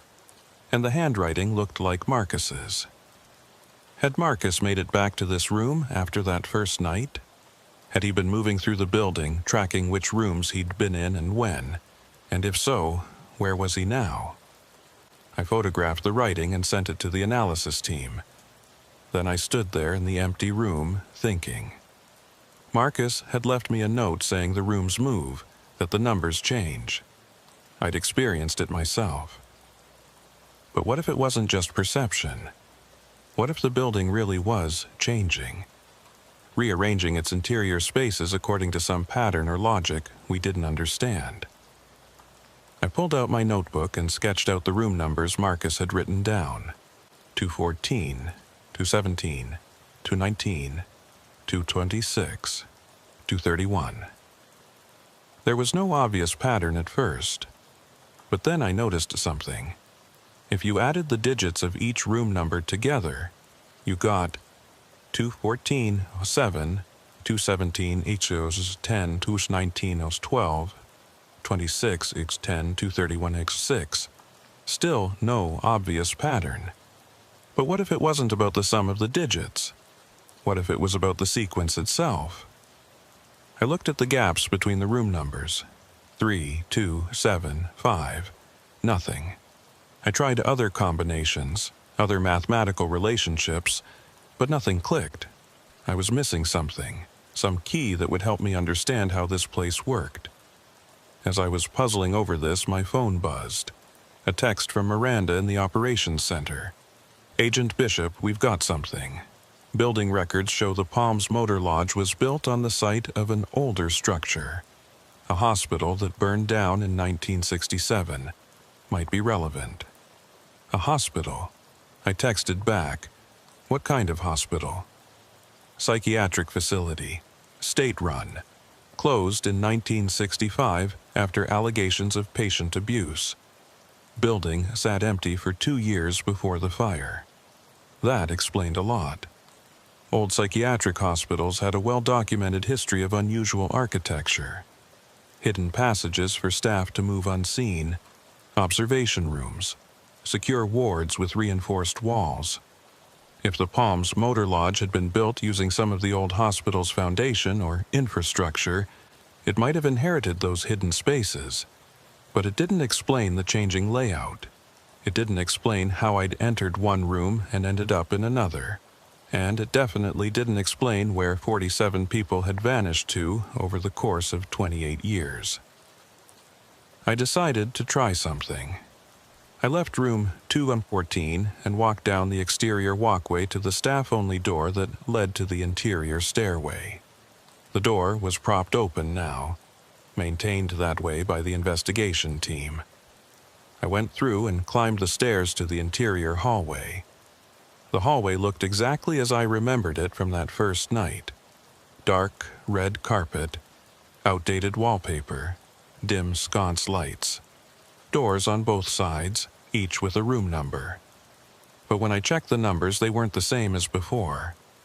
Last time, I'd seen 212, 213, 214, 215 in sequence.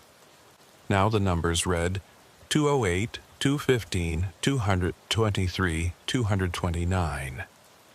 I pulled out my phone and took photos of each door, noting the numbers. Then I walked to the far end of the hallway and found another door marked Exit.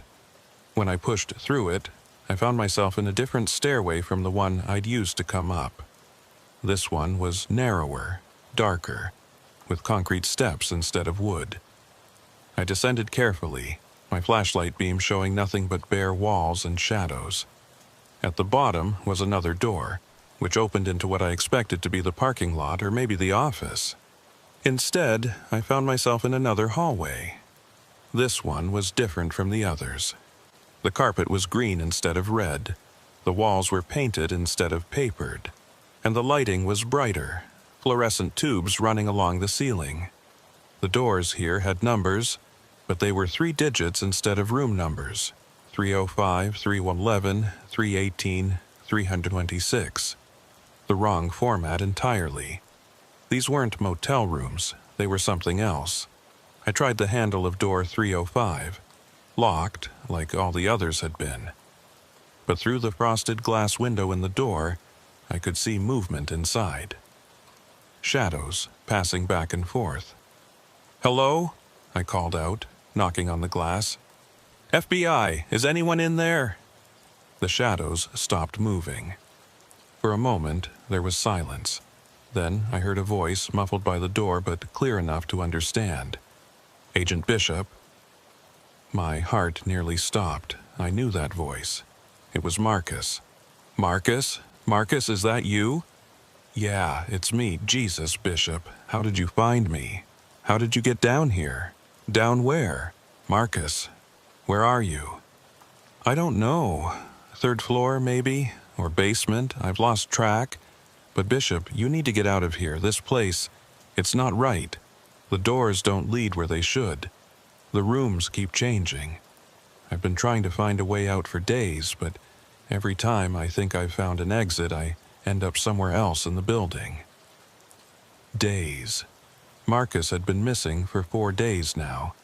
If he'd been trapped in this place the whole time, living in these impossible hallways, it would explain why we hadn't found him. "Marcus, I'm going to get you out. Can you unlock this door from your side?" "I've tried. It won't open. None of them will. I think they're controlled somehow, locked from somewhere central.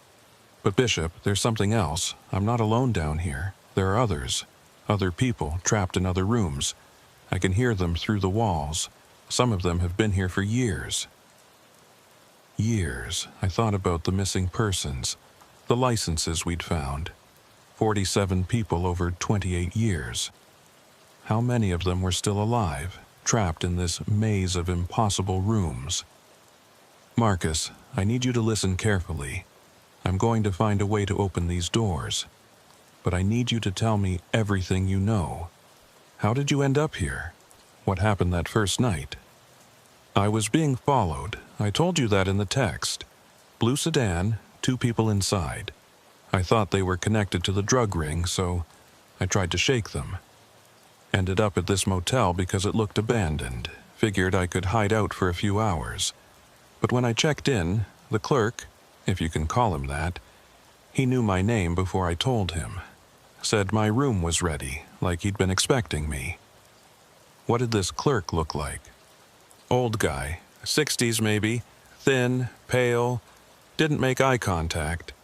Handed me a key and pointed to the stairs. I went up to room 214. And that's when things got weird. The room was wrong.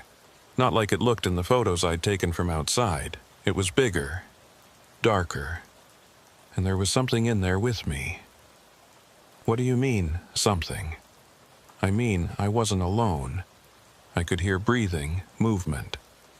But every time I turned around, there was nothing there. I tried to leave, but the door wouldn't open. So I called out, said I was FBI, demanded to be let out. That's when the lights went out. Marcus's voice had taken on a strained quality, like he was reliving a trauma. When the lights came back on, I wasn't in room 214 anymore. I was somewhere else in the building, in a hallway I'd never seen. I'd been trying to find my way out ever since. But every door I open leads to another hallway, another set of rooms. It's like a labyrinth, Bishop, and I think it's designed to keep people in. I was about to respond when I heard footsteps behind me. I spun around, my hand going to my weapon, but there was no one there. The hallway behind me was empty, but I could still hear the footsteps echoing from somewhere distant, getting closer. Marcus, I have to go, but I'm coming back with a team. We're going to tear this place apart until we find you and everyone else. Just hold on. Bishop, wait, but I was already moving, heading back toward the stairway I'd come down. I needed to get outside, needed to brief the team, needed to organize a proper search of these hidden levels. As I climbed the stairs, I could still hear those footsteps, closer now, accompanied by other sounds. Doors opening and closing, whispers in the walls. The building was alive with activity, with presences I couldn't see but could definitely feel. When I burst through the door at the top of the stairs, I expected to be back in the red-carpeted hallway. Instead, I found myself in the parking lot, standing about 20 feet from the motel office. It was fully dark now, the parking lot illuminated by a single flickering streetlight. The patrol car that had been there was gone. The investigation team was gone. I was completely alone. I pulled out my phone. 9:47 p.m. I'd been inside for over 4 hours, though it had felt like minutes, and I had 17 missed calls from Miranda and my supervisor. I called Miranda first. She answered on the first ring. "Agent Bishop, where the hell have you been? We've been trying to reach you for hours. The team said you went up to the second floor and never came back. We searched everywhere. I found Marcus. He's alive, trapped somewhere in the building. Third floor, or maybe basement, I'm not sure. We need to get back in there with a full team and equipment. Cutting tools, thermal imaging, everything." "Bishop, slow down.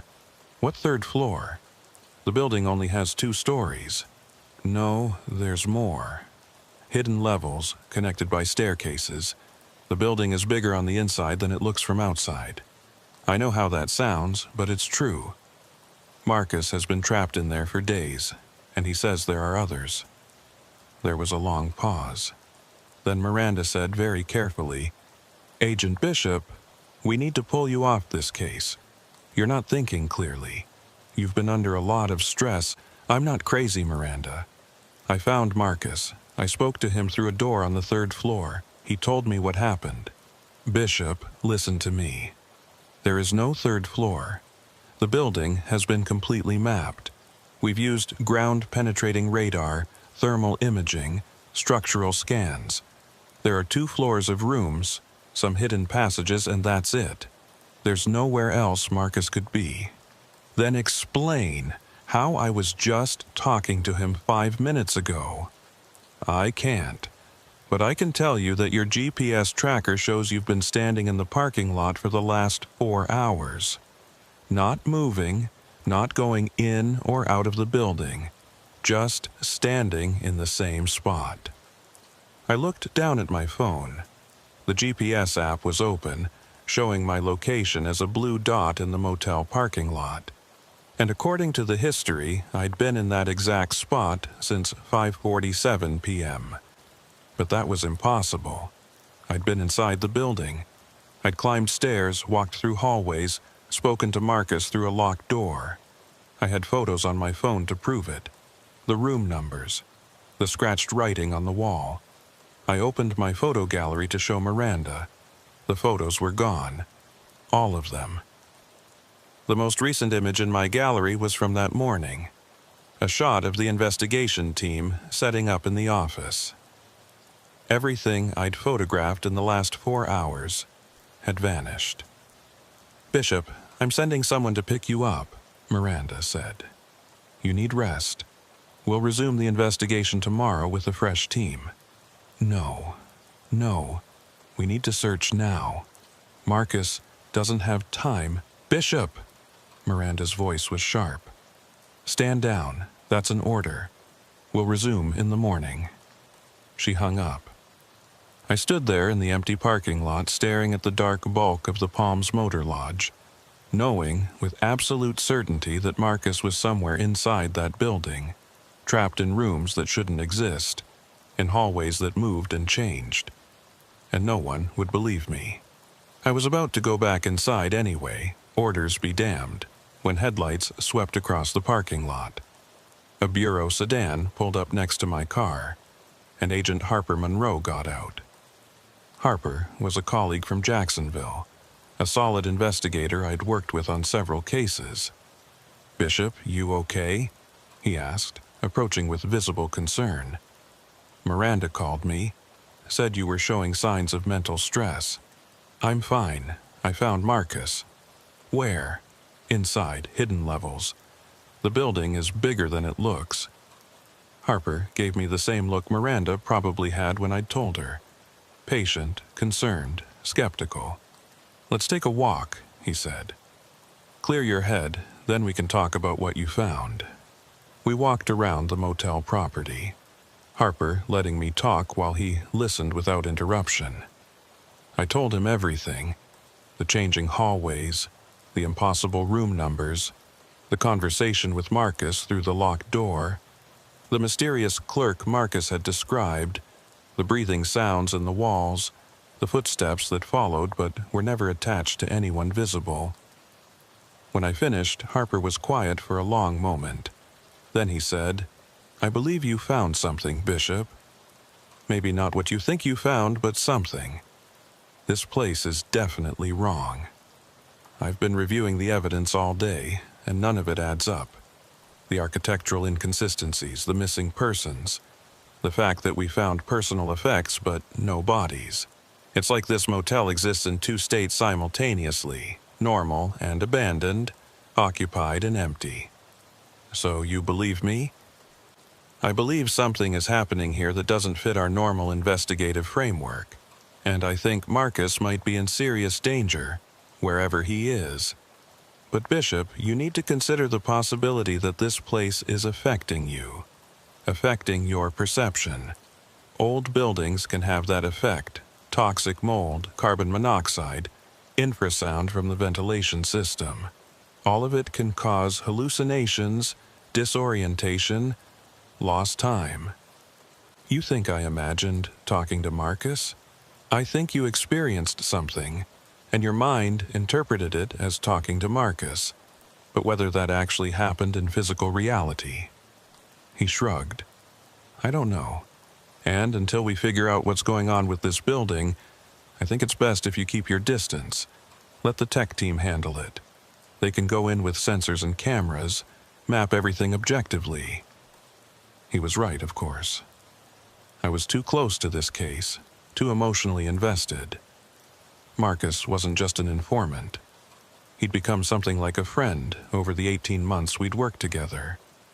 The idea that he was trapped somewhere I couldn't reach was driving me to take risks I normally wouldn't take.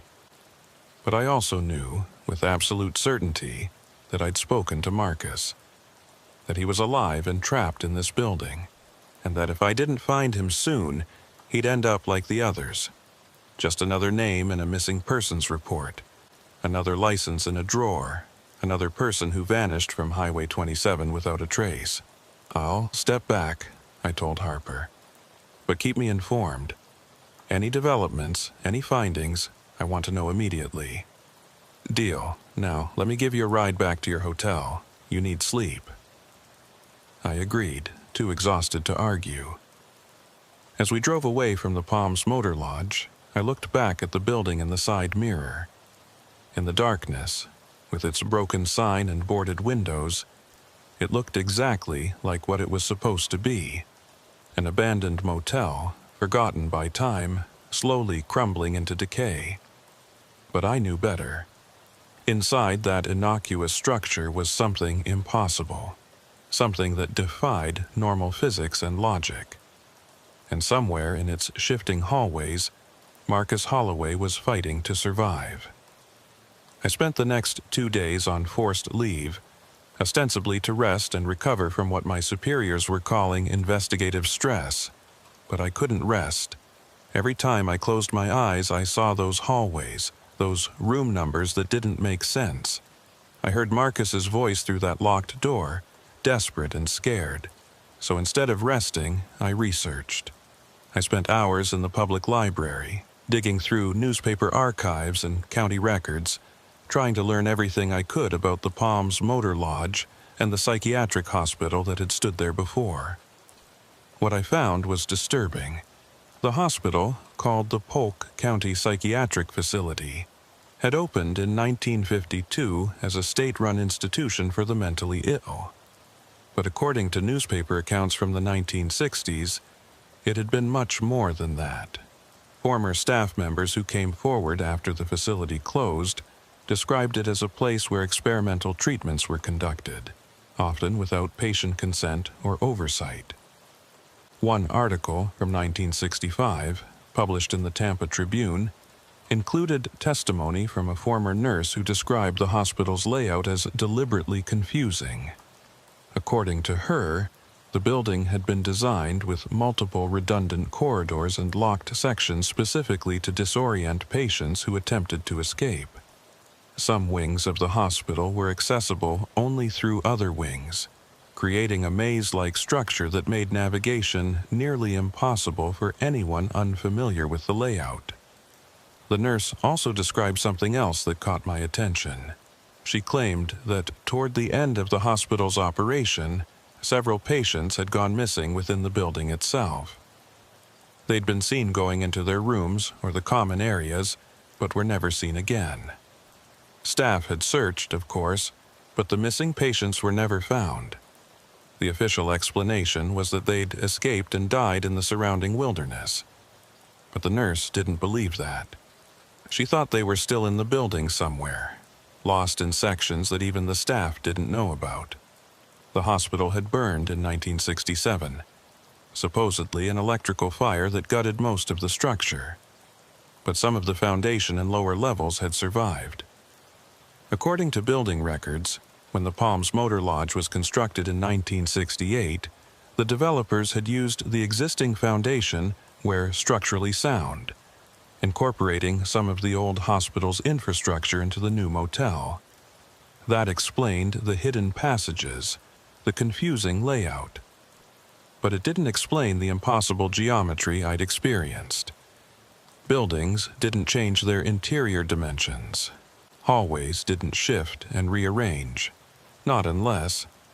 I spent another hour searching for information about architectural anomalies, places where the physical structure seemed to defy normal logic. What I found was mostly pseudoscience and conspiracy theories, but there were a few documented cases of buildings with unusual properties. Places where people reported getting lost despite simple layouts, where rooms seemed to be in different locations depending on how you approached them, where the interior space seemed larger than the exterior dimensions allowed. Most of these cases had rational explanations: optical illusions, poor navigation, buildings constructed on multiple levels that confused visitors. But a few remained unexplained, puzzles that architects and investigators had never quite solved. The Winchester Mystery House in California was one example. The House on the Rock in Wisconsin was another. Buildings that had been designed and constructed in unusual ways, often by eccentric owners with specific goals in mind. Had the psychiatric hospital been deliberately designed to confuse? And had that design carried over into the motel built on its ruins? On the third day of my forced leave, I received a call from Harper. "Bishop, you need to get down here. We found something." I was in my car 10 minutes later, making the drive from Jacksonville to Lake Wales in record time. When I arrived at the Palms Motor Lodge, the parking lot was full of vehicles, bureau sedans, sheriff's patrol cars, a large truck from the evidence response team. The motel had been completely cordoned off, crime scene tape stretching around the entire property. Harper met me at the perimeter. "You're technically not supposed to be here, but I figured you'd want to see this." We were doing another sweep of the hidden passages when one of the techs noticed something odd. "Come on." He led me into the building, through the office, and up the staff stairway to the red, carpeted hallway I'd walked through 3 days ago. But when we reached the top of the stairs, I could see the hallway had changed again. The room numbers were different, and the layout seemed subtly altered. Doors that had been close together were now farther apart, and vice versa. "Notice anything different?" Harper asked. "The numbers, they've changed." "Exactly. We've been monitoring this hallway with cameras for the past 2 days. And every 12 hours, like clockwork, the room numbers change. Not the physical doors, those stay in the same position. But the numbers themselves, they rearrange. It's like someone is moving them deliberately." He showed me time-lapse footage on his tablet. The hallway, filmed from a fixed camera position. Over the course of 12 hours, the numbers on the doors slowly faded, then reappeared in different configurations. It looked almost like a digital effect, but Harper assured me it was real footage with no manipulation. "We think the numbers are on some kind of rotating mechanism," he explained. "Built into the doors somehow, but we can't figure out the pattern or the purpose. Why would someone design a building where the room numbers constantly change?" "To keep people from finding their way out," I said. "If you can never navigate reliably, if the layout keeps changing, you'd get lost even in a small building." That's what we thought too, which brings us to what we found today. Follow me. We walked down the hallway to a door marked 205. Harper unlocked it with a master key the evidence team had found in the office, and we stepped inside. The room was empty, no furniture or fixtures, but covering one entire wall was a map, not a normal map. This was a hand-drawn diagram of the motel's interior, showing dozens of rooms and passages that shouldn't have existed based on the building's external dimensions. Hallways that looped back on themselves. Staircases that went both up and down from the same landing. Rooms that connected to other rooms in impossible configurations. And written throughout the diagram, in the margins and along the corridors, were notes in tiny, cramped handwriting. Names, dates, and brief descriptions. M. Harrison, 7303, found in 317, refused to come out. J. Rivera, 112207, disappeared from 214, sounds in walls T. Callahan, 2812, basement level, still calling for help, S. Monroe, 91518, third floor, east wing, no response to contact. "We've cross-referenced the names," Harper said quietly. "They all match missing persons from our list. This map was created by someone who was tracking the disappearances. Who made it? We think it was Everett Maddox, the last manager. We found a journal in his room, room 108, that seems to be a continuation of this. He was documenting what he called the movements of the building. According to his writings, he believed the motel was alive in some sense, that it was growing, expanding, creating new spaces that didn't exist before."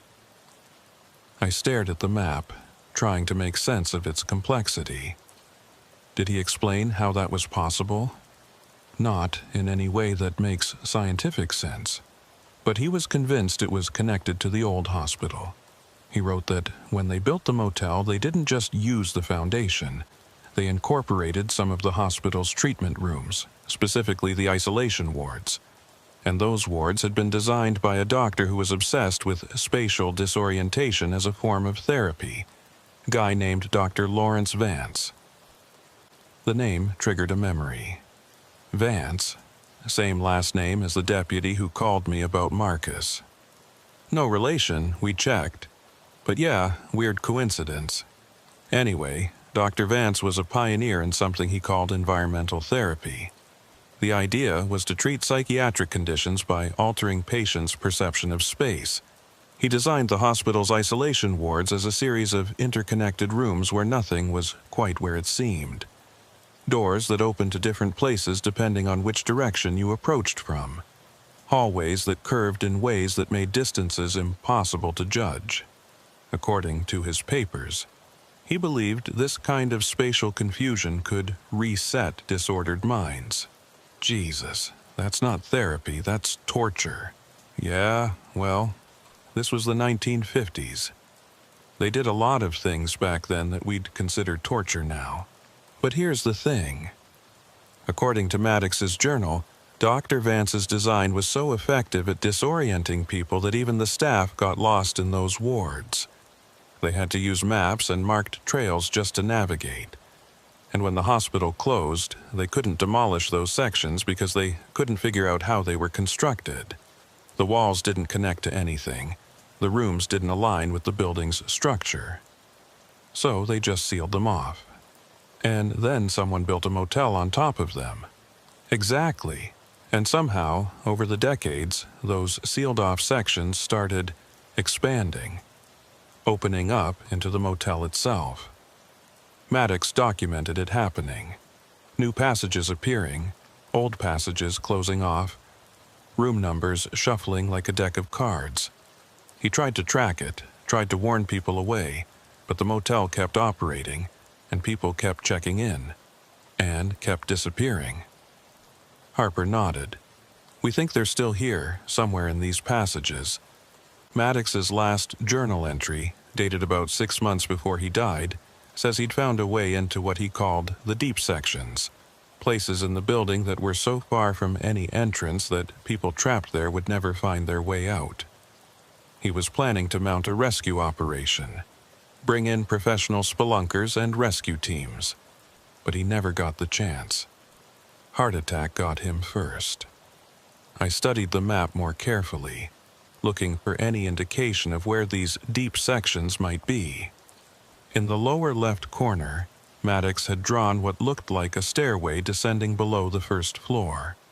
Next to it, he'd written, Subsection 7, Voices heard 3-12-17. M. Holloway? Wait, I said, pointing to the notation. That's dated 6 years ago, but Marcus only went missing 4 days ago. Harper looked at the map, his expression troubled. I know, which either means Maddox made an error or... He didn't finish the sentence. He didn't have to.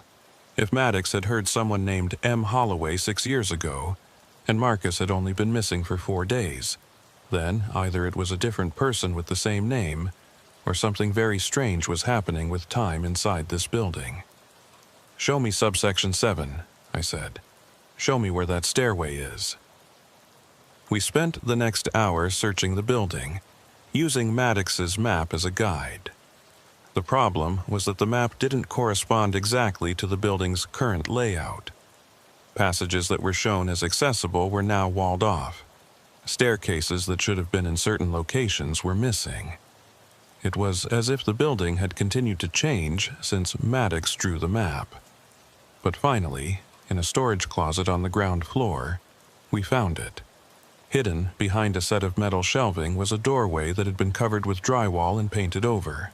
The evidence team had missed it during their initial sweeps because it looked like a solid wall. But when Harper knocked on it, it sounded hollow. We got permission to break through, and within 20 minutes, we'd cut an opening large enough to enter. Beyond was a stairway, narrow and steep, descending into darkness.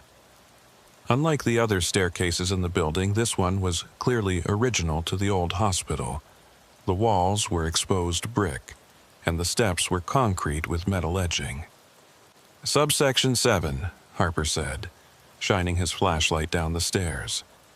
According to Maddox's notes, this leads to the hospital's deepest isolation ward, the place where Dr. Vance conducted his most extreme experiments. We need a full team, I said. Rescue equipment, lights, communication gear. If Marcus is down there, I know. But Bishop, you can't go. You're still on leave. Like hell I can't. Marcus is my informant, my responsibility. If anyone's going down there, it's me. We stared at each other for a long moment. Then Harper sighed. Fine, but we do this by the book. Full team, proper equipment, and if I say we pull out immediately. Agreed? Agreed. It took another 2 hours to assemble the team and equipment. By the time we were ready, it was nearly 8 p.m., the sky outside darkening. We had 6 people total. Me, Harper, 2 evidence technicians, and 2 rescue specialists from the Polk County Fire Department. We were equipped with climbing harnesses, rope, powerful flashlights, 2-way radios, and emergency air supplies in case we encountered bad atmosphere at lower levels. At exactly 8 o'clock p.m. we descended. The stairway went down much further than I'd expected. We descended maybe 40 feet, then 50, then 60. The air grew cooler and damper as we went lower, and the brick walls gave way to rough-hewn rock. This wasn't just a basement. This was carved into the bedrock beneath the building. Finally, the stairs ended at a heavy metal door. It was rusted, but intact, with a wheel lock like you'd see on a ship's bulkhead.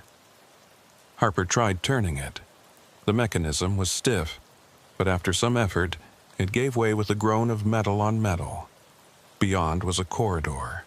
Not the cramped, narrow passage I'd expected, but a wide hallway with high ceilings and doors lining both sides. The walls were painted institutional green, faded and peeling, and the floor was covered in old linoleum tiles. Emergency lights, battery-powered and ancient, cast a weak yellow glow every 20 feet or so. "This is it," Harper said quietly. "Subsection 7, the deep isolation ward." We moved down the corridor slowly, checking each door as we passed. Most were locked, but through the small, wire-reinforced windows, we could see empty rooms, hospital rooms, with old beds and medical equipment covered in decades of dust. But some rooms were occupied, or had been. We found personal effects scattered around, clothes, suitcases, shoes, the belongings of people who'd disappeared, and on the walls of several rooms, we found scratched messages. Desperate pleas. Help me. 2009. Can't find the way out. How long have I been here? The dates ranged from 2003 to 2022. Nearly 20 years of messages, left by people who'd somehow ended up trapped in this place. But there were no bodies, no remains, just empty rooms with abandoned belongings. We continued deeper into the subsection, following the corridor as it turned and branched. The architecture was intentionally disorienting, just as Harper had described. Corridors that seemed to curve in impossible directions. Doors that opened onto rooms that shouldn't have fit within the building's footprint. At one point, we passed a door labeled 317, and then, 30 feet later, passed another door with the same number. "The rooms are repeating," one of the technicians said. "Or maybe we're moving in a circle." "No," Harper said, checking his GPS unit. "We're still heading south, or at least what should be south, but the signal is weak down here. Could be interference from the rock." After maybe an hour of searching, we heard it. A voice, faint and distant, calling out. Not words exactly, but the sound of someone in distress. We followed the sound, moving quickly now, our flashlight sweeping across the peeling walls and abandoned equipment. The voice led us to a door marked 305, the same number I'd seen in the green-carpeted hallway where I'd spoken to Marcus. Harper tried the handle. Locked, just like before. But unlike before, we had tools. One of the rescue specialists used a pry bar on the lock mechanism, and after a few minutes of work, the door swung open. Inside was a hospital room, furnished with an old metal bed frame and a small desk. And sitting on the bed, looking exhausted and confused but very much alive, was Marcus Holloway. "Bishop," he said, his voice hoarse, "is that really you? Am I hallucinating again?" "It's me, Marcus. We found you. Come on, let's get you out of here." As we helped Marcus to his feet, he kept looking around the room as if he couldn't quite believe we were there. "I've been here for days," he said. "Or maybe longer. I can't tell anymore. Time moves weird down here. Sometimes I sleep and wake up and it feels like only minutes have passed. Other times, I'm awake for what feels like days without getting tired." "How did you end up down here?" Harper asked. "I was in room 214, then room 217, then, I don't know. I kept trying doors, trying to find an exit. Each door led to another hallway, another set of rooms. Eventually, I ended up here. I could hear other people sometimes, voices through the walls, but I never saw anyone." He paused. "Am I the only one you found?" "So far," I said. "But we're going to keep searching. There are others down here, we know that now." We made our way back to the main corridor, Marcus supported between two of the rescue specialists. He was weak and dehydrated, but physically okay. As we retraced our steps toward the stairway, I noticed something strange. The room numbers were different from when we'd come through earlier. Doors that had been marked 232 were now marked 195. The corridor itself seemed slightly wider, and the paint on the walls was a different shade of green. "The building's shifting again," Harper said quietly. "We need to move fast." We picked up the pace, but the corridor seemed to be getting longer. The stairway that we'd reached after maybe 15 minutes of walking was now nowhere in sight after 20 minutes, and the doors we passed were numbered in sequences that made no sense, jumping from 400s to 100s to 700s with no logic. "We're lost," one of the technicians said, his voice tight with panic. "We need to go back." "There is no back," Harper said. "The corridor behind us has already changed. We keep moving forward. There has to be an exit." We walked for another 30 minutes, the corridor seeming to extend infinitely in both directions. Marcus was fading, his legs giving out, and we had to stop to give him water and rest. As we sat in that impossible hallway, surrounded by doors that led to abandoned rooms, I thought about Dr. Vance's experiments. This was his masterpiece. A space so disorienting that even with maps and equipment and training, we couldn't find our way out. Then I remembered something Marcus had said when I'd spoken to him through the door. The doors were controlled somehow, locked from somewhere central. If we could find that central location, maybe we could unlock all the doors at once, find the exit.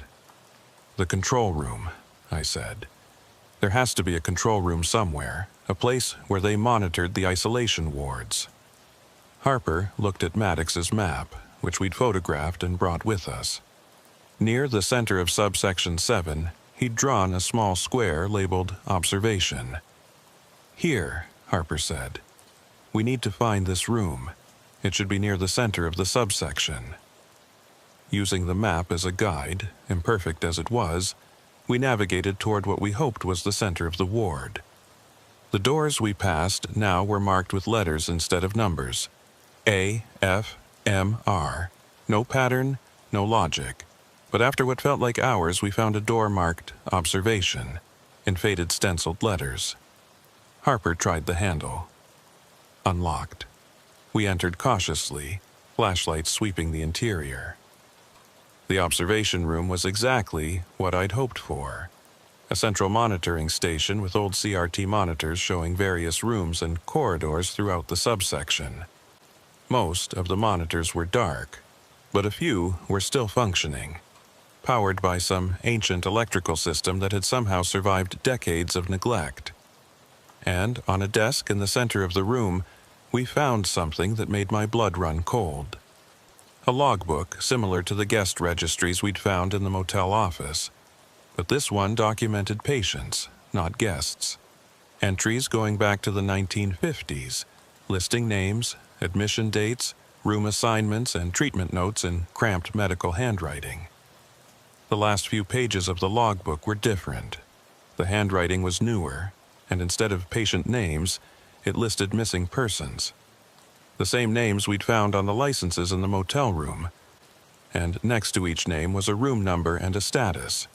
M. Harrison, room 3117, non-responsive, J. Rivera, room 214A, relocated.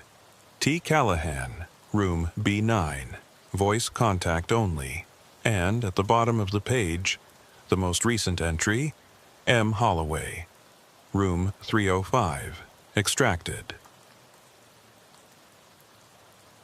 Extracted, Harper read. Someone's been keeping records. Someone knows what's happening down here. We searched the observation room thoroughly and found what we were looking for, a control panel with switches labeled for each section of the ward. Most were in the locked position. I started flipping switches, one after another, hearing distant clicks and hums as locks throughout the subsection disengaged. And then, on one of the functioning monitors, I saw movement, a door opening in one of the distant corridors, and a figure emerging, thin, ragged, moving with the uncertain steps of someone who'd been locked up for a very long time. "There's someone else," I said, pointing to the monitor. "We need to find them." We spent the next hour systematically searching the now unlocked rooms, following the echoing sounds of doors opening throughout the subsection. We found 3 more people. A woman named Jessica Rivera, who'd been missing since 2007, a man named Thomas Callahan, who disappeared in 2012, and an elderly man who couldn't remember his own name, but who we later identified as Michael Harrison from a 2003 missing person report. All 3 were dehydrated, confused, and suffering from various degrees of psychological trauma. But they were alive. Against all odds, they'd survived years in this place, sustained by what? There was no food in the rooms, no water sources we could find. Yet they were alive. We got them to the observation room, where the rescue specialists began administering first aid and water. And that's when one of the monitors showed something that made us all freeze. On the screen labeled Main Access, we could see the stairway we'd used to descend into subsection 7. But there was someone there. A figure, standing at the top of the stairs, looking down into the darkness. It was hard to make out details on the grainy monitor, but the figure appeared to be wearing old-fashioned clothing, a dark suit and hat, like someone from the 1950s or 60s.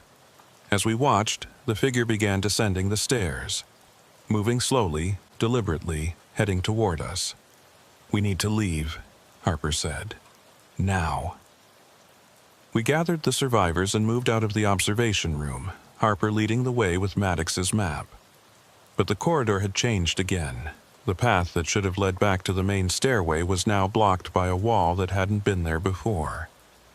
And behind us we could hear footsteps echoing through the subsection. The figure from the monitor getting closer. We tried other routes, other doors, but each path led us deeper into the maze rather than out of it. The subsection seemed to be closing in around us, corridors contracting, doors locking themselves even as we watched. And always those footsteps behind us, steady and patient, never hurrying but never stopping. Finally, we found ourselves in a dead-end corridor with only one door at the end. The door was marked with a symbol instead of a number. A medical caduceus. Harper tried the handle. It opened. Beyond was a room unlike any we'd seen so far. It was an office, preserved exactly as it must have looked in the 1960s. A large mahogany desk, filing cabinets along one wall, medical equipment on shelves. and on the desk, a nameplate. Dr. Lawrence Vance, Chief of Psychiatry. We had found Dr. Vance's office. The man who'd designed this nightmare. "Look," one of the technicians said, pointing to the filing cabinets. "Patient files." We searched quickly, knowing we didn't have much time. The footsteps were getting louder, closer. In the filing cabinets, we found decades of patient records, documenting Dr. Vance's experiments in spatial disorientation therapy. The records were meticulous, clinical, describing in cold scientific language how patients responded to being lost in the isolation wards. How some adapted, learning to navigate the changing corridors. How others broke down, refusing to leave their rooms even when doors were unlocked. And in the bottom drawer, we found something that changed everything. A set of blueprints, showing not just subsection 7, but an entire network of passages and rooms extending far beyond what we'd seen. Level after level, going down into the bedrock. And written in Dr. Vance's handwriting across the top. Phase 3 expansion. Unlimited therapeutic potential. He was still building, Harper said, staring at the blueprints. When the hospital closed, he didn't stop. He kept expanding the subsection, creating more and more space. That's why people keep disappearing. They're falling into sections that are still growing, still changing. The footsteps stopped outside the office door. We all turned, weapons drawn, flashlights aimed at the entrance. The door opened slowly. The figure that entered wasn't what I'd expected. It was a man, elderly but not impossibly old. He was wearing the dark suit and hat I'd seen on the monitor, but up close, I could see they were just ordinary clothes, dated but not ancient. And his face, while pale and thin, was human. Normal. "Dr. Vance?" Harper asked, though it was impossible. Vance would have been over 90 years old if he was still alive, and this man looked maybe 70. The man smiled slightly. "No, I'm Dr. Vance's last patient. My name is Robert Everett. I've been maintaining his work since he passed in 1965. He looked around the office, his expression almost wistful. He was a visionary, you know. He understood that space itself could be therapeutic, that by controlling how people move through a building, you could influence their minds, heal their disorders. "You're kidnapping people," I said, "trapping them in this place." "I'm continuing the experiment," Robert said calmly. "The motel provides subjects. They check in willingly after all. And down here in Dr. Vance's subsection, they experience true spatial therapy.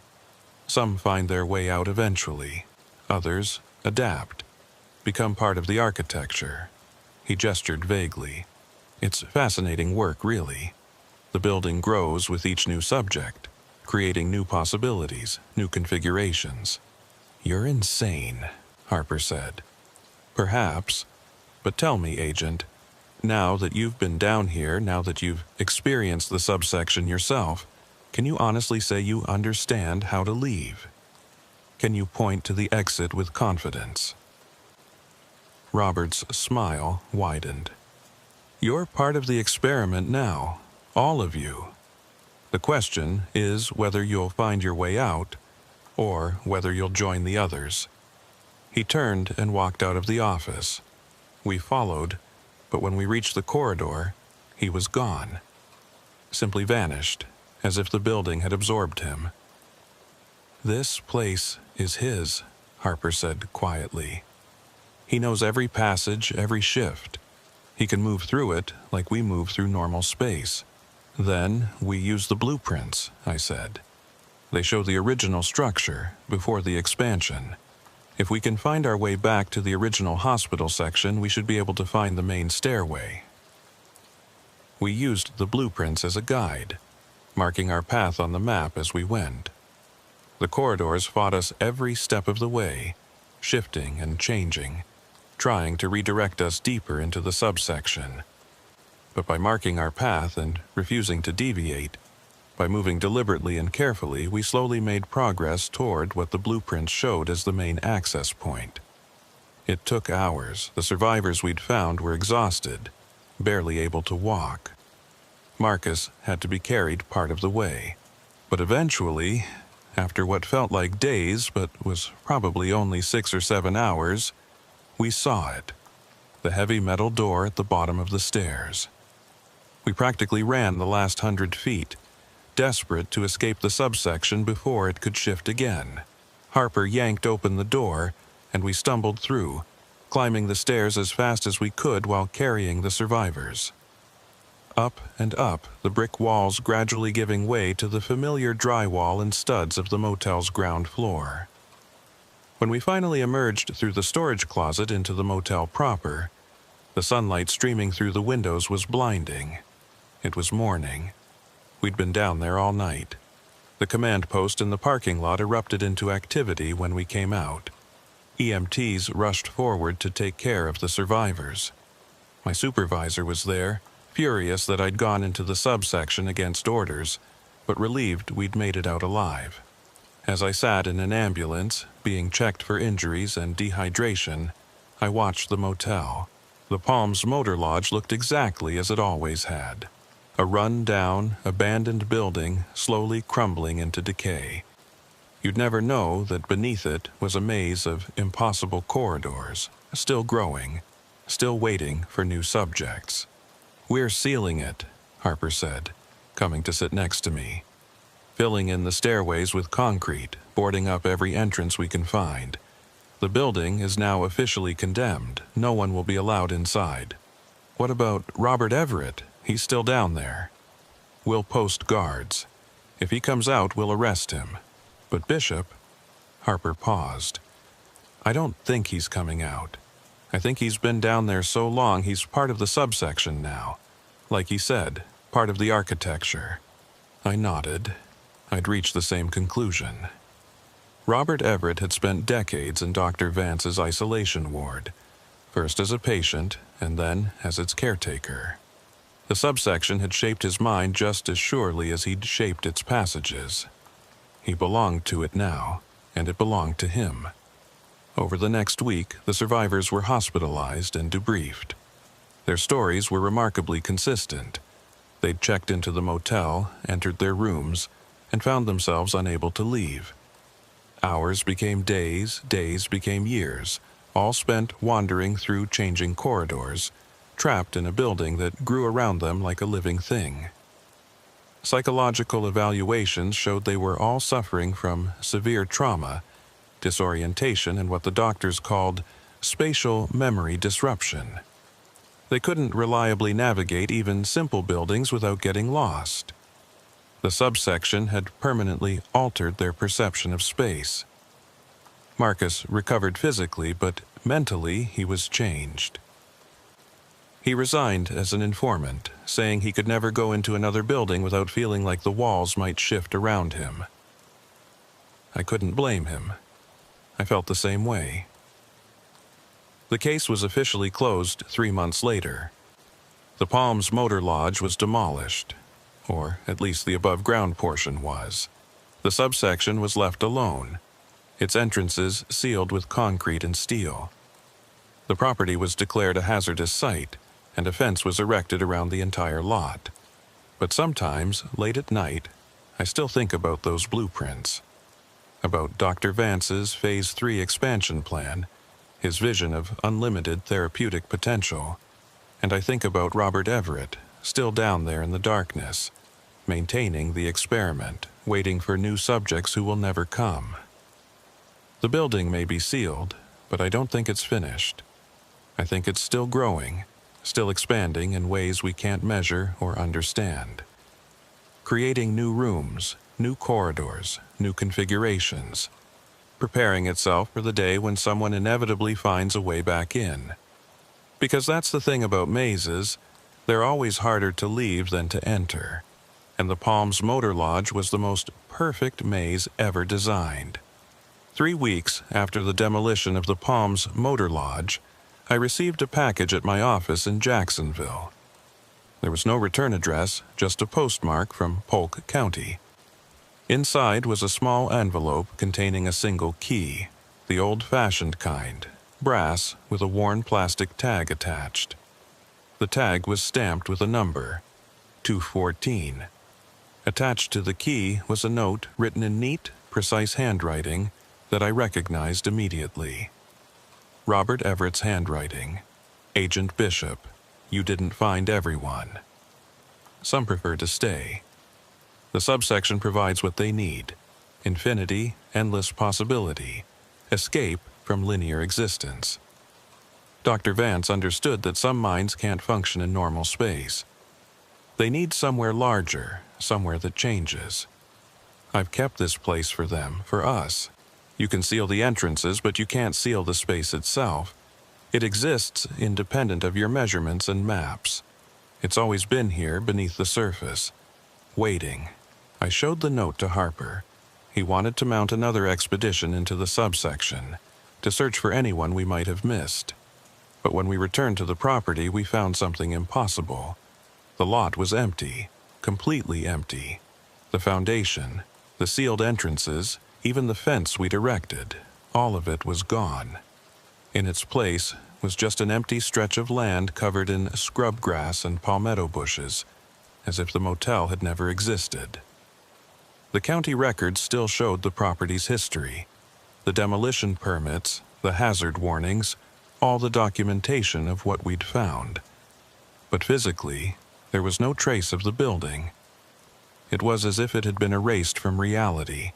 We brought in ground-penetrating radar, searched for any sign of the subsection beneath the surface. The equipment showed nothing but undisturbed soil and bedrock.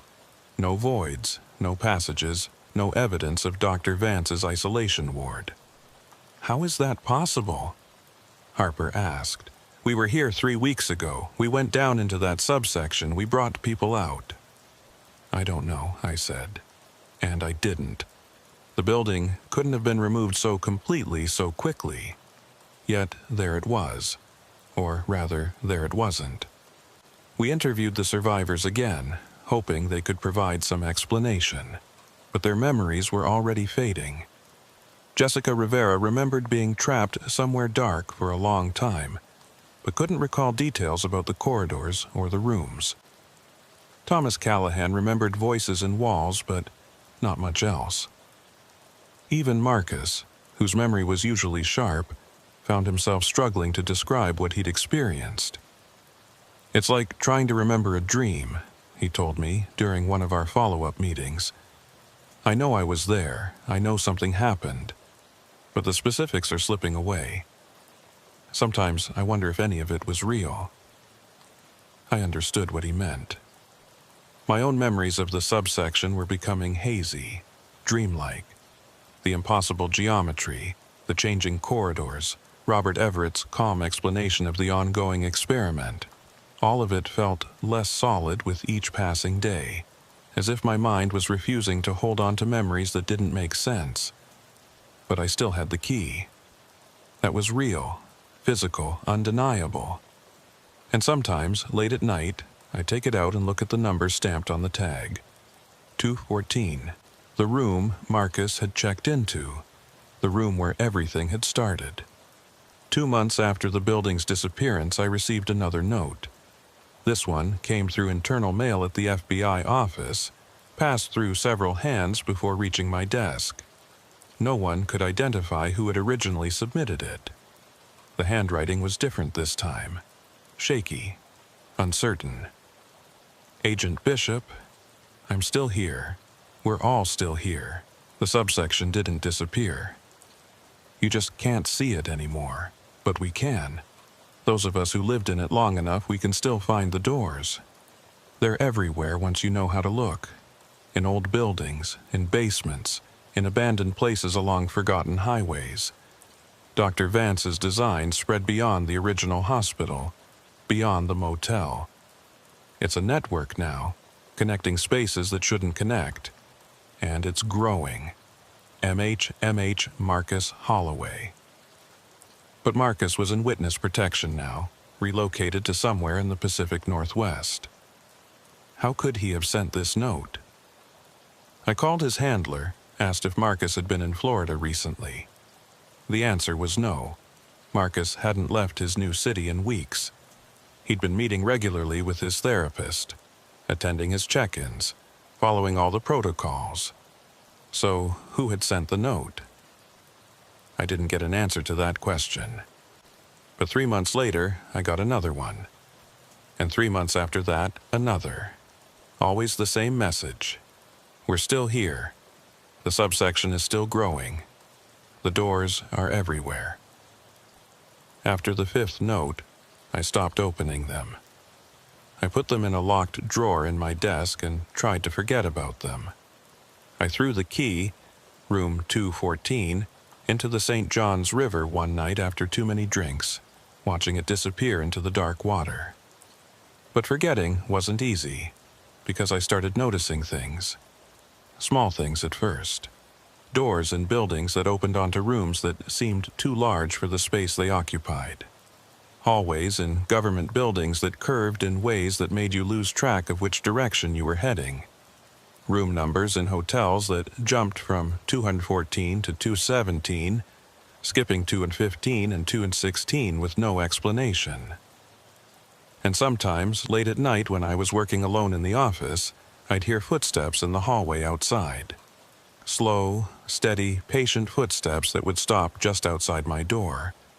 But when I checked, no one was there. Harper and I met occasionally to discuss the case, though we were both officially discouraged from talking about it. The Bureau had classified the entire investigation, sealed the records, and instructed everyone involved to move on. Too many unexplained elements, too many loose ends that couldn't be tied up in a way that made sense in a case file. "Do you ever wonder where they really are?" Harper asked me during one of these meetings. "The people we found in the subsection? Jessica, Thomas, Michael. They were checked into normal hospitals, given normal treatment. But sometimes I look at them and I think, are they really here? Or are they still in that place, and we're just seeing some kind of projection?" I had wondered the same thing. The survivors had never fully returned to normal life. They were physically present but somehow absent, as if part of them was still wandering those changing corridors. And sometimes, when I visited them, I'd catch them staring at walls or doors with an expression of recognition, as if they could see something the rest of us couldn't. Marcus was the worst. 6 months after his rescue, his therapist reported that he'd started drawing maps. Compulsively, obsessively, filling notebook after notebook with intricate diagrams of impossible architecture. Rooms that overlapped, corridors that looped back on themselves, staircases that ascended and descended simultaneously. When I visited him, he showed me some of the maps. They were disturbingly similar to the diagrams we'd found in Maddox's room and Dr. Vance's office. The same impossible geometry, the same disorienting layouts. "I can still see it," Marcus told me. "The subsection. It's not gone, Bishop. It's just hidden. And it's bigger now than when we were there. It's spread to other buildings, other places. Sometimes I walk into a room and I just know, that it's connected to the subsection. That if I went through the right door, I'd be back in those corridors." "Have you tried?" I asked, though I wasn't sure I wanted to know the answer. Once, there was a door in my apartment building, in the basement, that felt wrong, like it was vibrating on some frequency I could barely perceive. I opened it, and beyond was a hallway that wasn't on the building plans. It looked just like the subsection. Same carpet, same lights, same smell. He paused. I almost went in, almost stepped through. But I remembered what you said about Everett, about how he became part of the architecture. I didn't want that to happen to me. You did the right thing. Did I? Marcus looked at me intently. Sometimes I think I made a mistake. Sometimes I think the only way to escape the subsection is to fully enter it, to understand its logic completely. Fighting it, trying to navigate it with normal geometry and normal reasoning, that's what traps you. But if you accepted it, embraced it. He didn't finish. I left that meeting deeply troubled. Marcus was deteriorating mentally, falling back into the same spatial confusion we'd rescued him from. His therapist said it was PTSD, that the trauma of being trapped in the subsection had permanently damaged his ability to process architectural space normally. But I wasn't so sure. I thought maybe the subsection had marked him, changed him in ways that couldn't be reversed. A year after the motel's disappearance, I was driving through Central Florida on another case. The route took me along Highway 27, past the spot where the Palms Motor Lodge had stood. I told myself I was just passing through, that I had no intention of stopping. But when I reached the location, I pulled over. The lot was still empty, just scrub grass and palmetto bushes. A historical marker had been placed at the site, one of those standard Florida plaques that dot the highways, commemorating forgotten pieces of local history. Site of Polk County Psychiatric Facility, 1952-1965, and Palms Motor Lodge, 1968 to 2023. Both structures served the community before being demolished due to structural concerns. This area now preserved as county green space. That was all. No mention of Dr. Vance's experiments. No acknowledgement of the people who'd disappeared here. Just a bland historical note that erased decades of horror with a few sanitized sentences. I was about to get back in my car when I noticed something. At the edge of the lot, partially hidden by palmetto bushes, was a door. Just a door, standing upright with no walls or building attached to it. It looked old, painted industrial green, with a wire-reinforced window and a number stenciled on it, 214. I approached slowly, half convinced it was a hallucination. But it was real. Solid wood, rusty hinges, the number clearly visible. I tried the handle, locked. Through the wire-reinforced window, I could see what looked like a corridor beyond. Not the empty Florida scrubland that should have been there, but an interior hallway. Red carpet, outdated wallpaper, dim sconce lights. The subsection, still here, still waiting. I pulled out my phone to call Harper, but there was no signal. I walked back to my car, thinking I'd drive to the nearest town and report this. But when I looked back at where the door had been, it was gone. Nothing but palmetto bushes and scrub grass. I stood there for a long time, staring at the empty lot, trying to convince myself I'd imagined the door. But I knew I hadn't. The subsection was still here, still existing in whatever impossible space Dr. Vance had created for it. The physical building was gone, but the geometry remained. A maze built not of walls and doors, but of folded space, accessible only to those who'd experienced it, who carried its mark. That was 2 years ago. I've driven past the site dozens of times since then, but I've never seen the door again. Maybe it only appears to certain people at certain times. Or maybe I've gotten better at not seeing it, at training my mind to ignore the impossible. But I still get the notes. Once every few months, a new message appears on my desk. Different handwriting each time, different claims about who's sending it. Sometimes it's signed MH, sometimes JR or TC or other initials I don't recognize. Always the same message, though. The subsection is still here, still growing, still waiting. I've stopped trying to investigate. The Bureau won't sanction any more resources for a case they consider closed. Harper was transferred to the Atlanta office, and we've lost touch. The survivors from the subsection have mostly disappeared again. Not literally, but practically. They've withdrawn from normal society, stopped responding to check-ins, moved to locations unknown. Only Marcus maintains occasional contact. He sends postcards from different cities, always with the same message. Found another door. Didn't go through.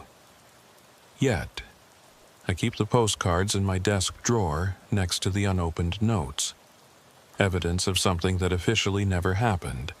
Memories of a place that technically doesn't exist. Late at night sometimes, when I'm alone in my apartment, I hear those footsteps again.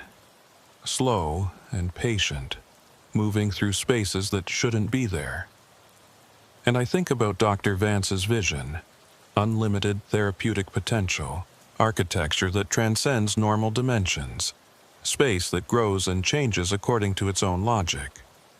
He failed as a doctor. His experiments caused more harm than they ever cured. But as an architect, as a creator of impossible spaces, he succeeded beyond his wildest ambitions. The subsection survived the hospital's closure, survived the motel's construction and demolition, survived every attempt to seal it or forget it. It's still out there, beneath the surface of Florida, spreading through abandoned buildings and forgotten corners, creating its endless maze of shifting corridors, waiting for new subjects, waiting for people like Marcus, like Jessica and Thomas and Michael, people who got lost once and can never quite find their way back. And sometimes, in my darkest moments, I wonder if I'm one of them. If that night in the subsection changed me in ways I don't fully understand. If some part of me is still down there, walking those impossible hallways, turning doorknobs that lead nowhere and everywhere. There's no way to know for certain. The subsection doesn't leave marks you can see. It works subtly, changing perception rather than reality. Or maybe it changes reality by changing perception. It's hard to tell the difference when you're dealing with impossible architecture. All I know is that I can't forget it.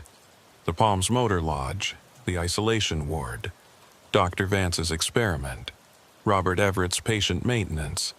It's all still there in my mind, as clear and immediate as when I first experienced it.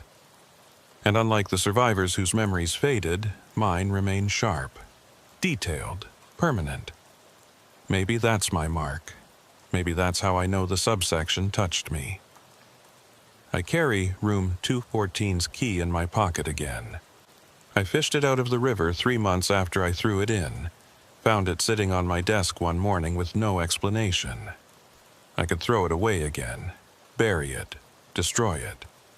But I know it wouldn't matter.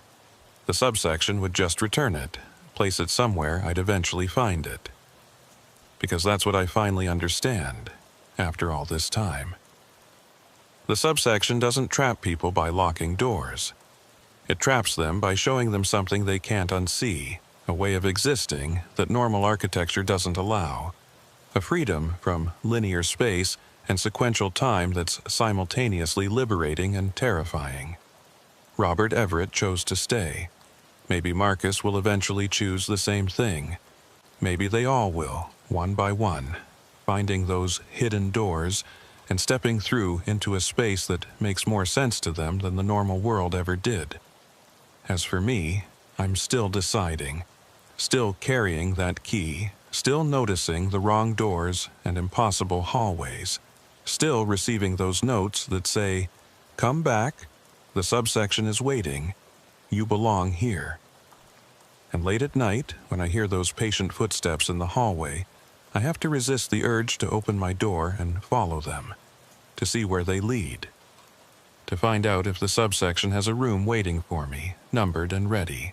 Room 214 maybe, or 217, or 305, or any of the infinite rooms in that endless, growing maze beneath Florida's surface.